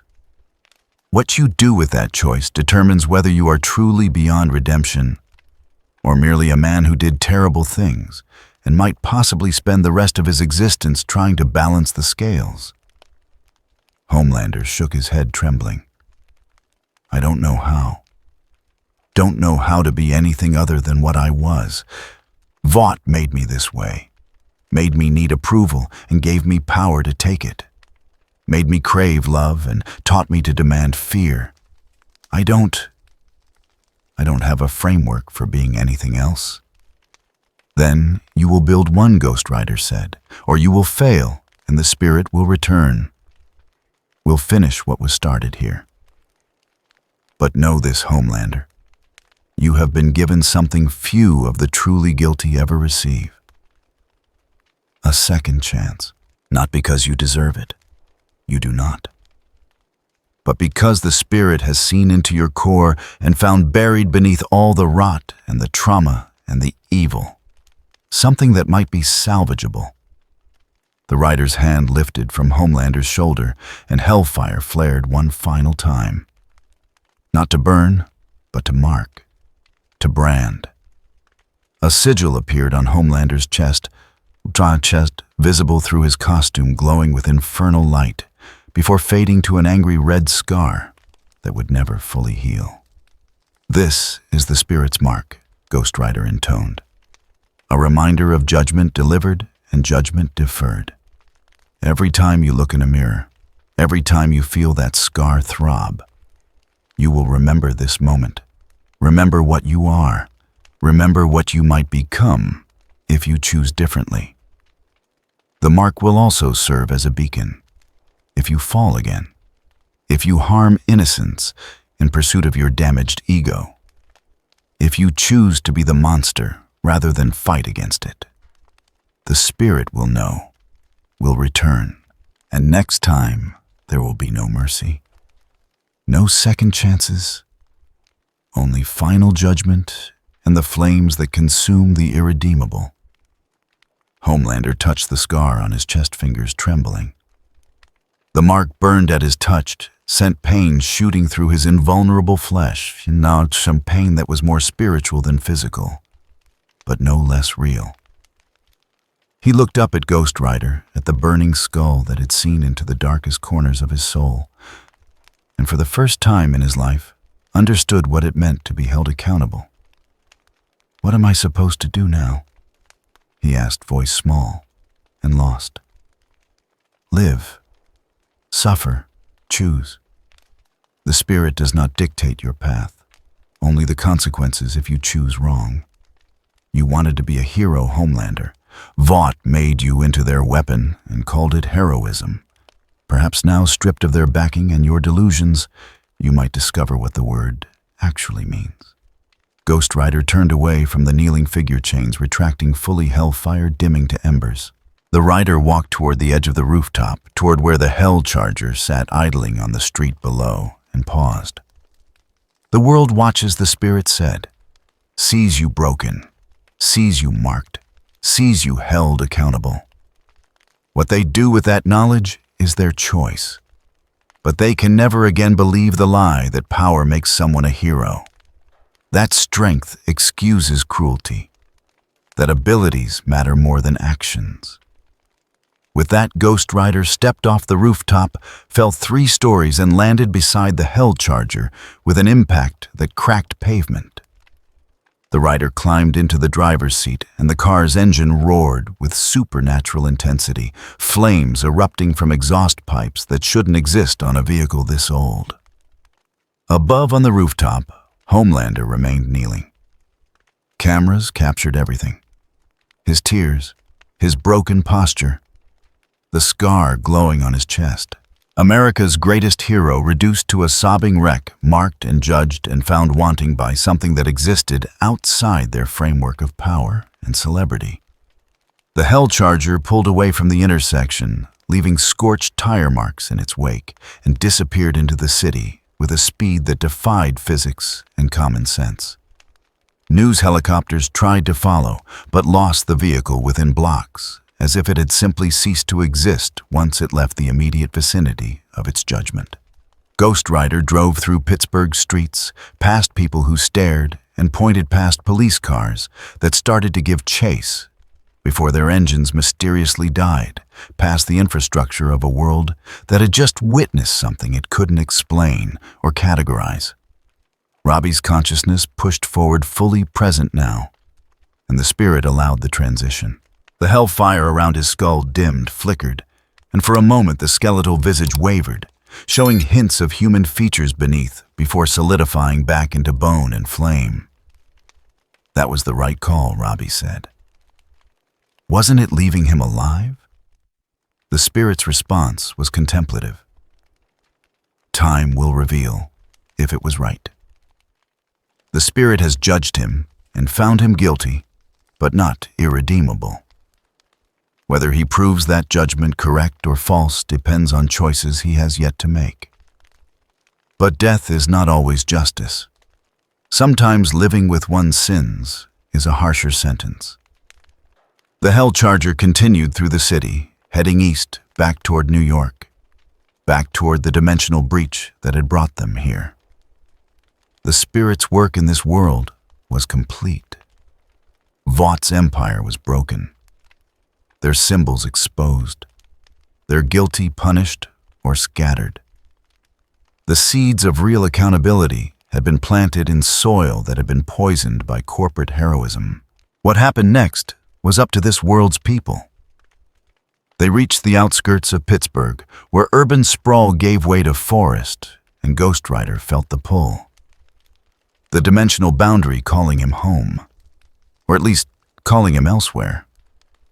The spirit of vengeance had no true home, only an endless succession of worlds where the guilty needed to be judged and the innocent needed protection.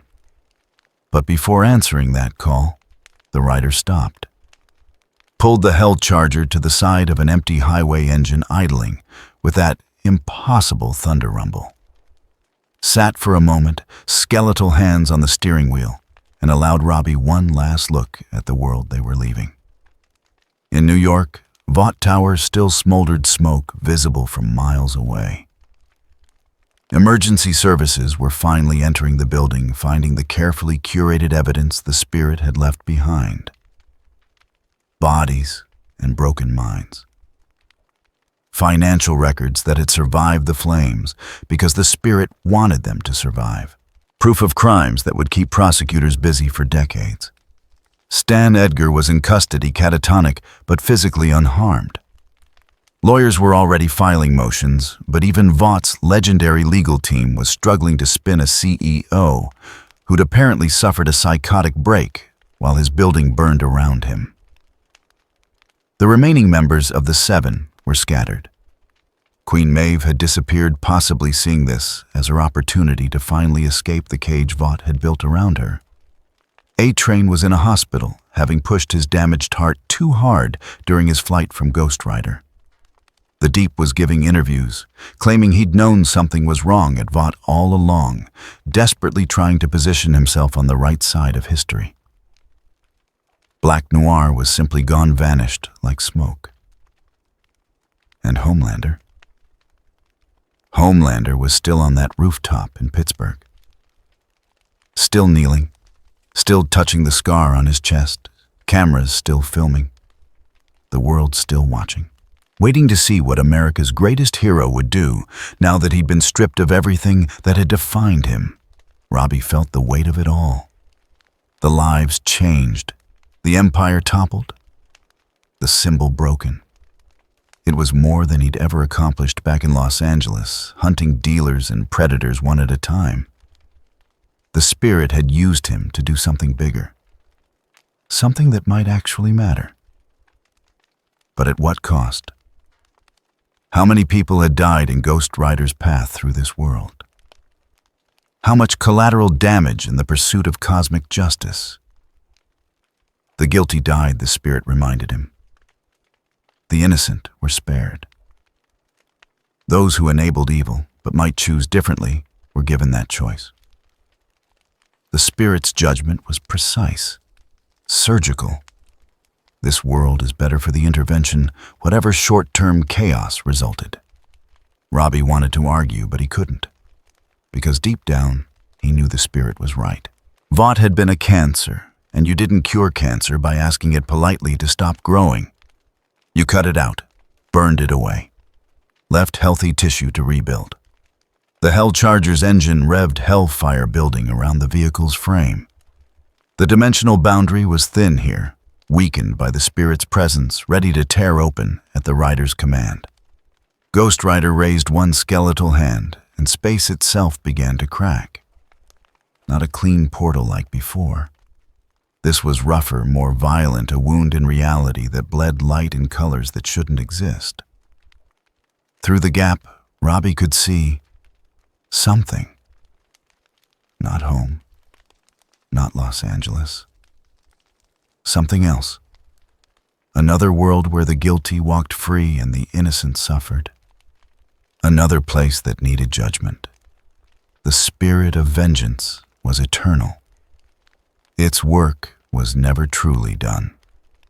As the Hell Charger prepared to drive through the dimensional tear, Robbie allowed himself one last thought about this world. About Homelander marked and broken, given a chance he probably didn't deserve. About Vought's empire crumbling, but not completely destroyed. About the people who'd built their understanding of heroism on lies and were now being forced to confront uncomfortable truths. He hoped they'd do better. Build something real instead of something marketable.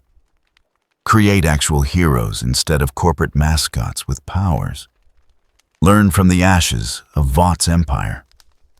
But that was their choice to make. The spirit had given them the opportunity. What they did with it was up to them. Ghost Rider gunned the Hell Charger's engine one final time, and the vehicle launched forward into the dimensional tear. For a moment that was both instantaneous and eternal. They existed between worlds suspended in the space where reality grew thin and anything was possible. Then they were through. The dimensional breach sealed behind them, with a sound like reality sighing in relief. The scorched section of highway where the Hell Charger had been was empty now, marked only by tire tracks that glowed with residual hellfire and would take days to cool completely. In Pittsburgh, Homelander finally stood. Legs shaking, body exhausted despite his superhuman stamina. He touched the scar on his chest one more time, felt it burn in response, and tried to understand what he was supposed to do next. The cameras were still watching. The world was still waiting. And for the first time in his life, Homelander had no script to follow. No PR team telling him what to say. No Vought executives managing his image. Just himself, broken and marked and given a choice he'd never had before. Be the monster he'd always been. Or try impossibly to be something better. He looked up at the sky, at the clouds drifting across blue expanse, and realized he was crying again. Not from pain, not from fear, but from something he'd never felt before and didn't have a name for. Hope, maybe, or its opposite, or both at once. Far below, emergency services were cordoning off the area. News vans were multiplying like bacteria. His phone, wherever it was probably exploding with messages from lawyers and spin doctors and everyone who'd built their careers on managing Homelander's image. But up here on this rooftop, with the scar burning on his chest and the memory of Ghost Rider's judgment still fresh in his mind, none of that mattered. For the first time in his existence, Homelander was truly alone with himself. No Vought, no handlers, no carefully constructed persona to hide behind. Just him. And the weight of everything he'd done. And the impossible, terrifying question of whether someone like him could ever be anything other than a monster. He didn't have an answer. Might never have an answer. But as he stood there marked and broken and somehow still breathing, Homelander understood one fundamental truth that Ghost Rider had burned into his soul. He would have to try. Had to try. Because the alternative was waiting for the spirit to return and finish what it had started. And after feeling what the penance stare could do after experiencing even a fraction of his victim's suffering, Homelander knew that he couldn't face that again. Wouldn't survive it again. So he would try to be better. Would probably fail. Would stumble and backslide and struggle against every instinct Vought had instilled in him. But he would try. Because Ghost Rider had given him something more terrifying than death. A second chance, and the responsibility to deserve it. In another dimension, in another world, entirely, the Hell Charger roared down an empty highway under an alien sky. Ghost Rider sat behind the wheel. Skeletal hands steady hellfire burning eternal, and the spirit of vengeance prepared to judge a new set of sinners in a new corner of the infinite multiverse. Because justice was eternal, judgment was forever, and somewhere always the guilty needed to burn. But for one world, one small corner of infinite reality, the spirit had done its work. Had toppled an empire, had broken a false god. Had planted seeds of real accountability in soil that had been poisoned by corporate evil. What grew from those seeds was up to them. Ghost Rider drove on chains coiled hellfire, burning the endless hunt continuing. Always hunting. Always judging, always burning away sin wherever it festered. The spirit of vengeance was eternal. And the guilty should pray they never hear the sound of chains rattling in the darkness or see the twin voids of judgment burning through the night. Because when Ghost Rider comes for you, when those chains wrap around your sins and that burning skull looks into your soul, there is no escape, no negotiation. No mercy, only judgment, and the flames that consume the guilty forever.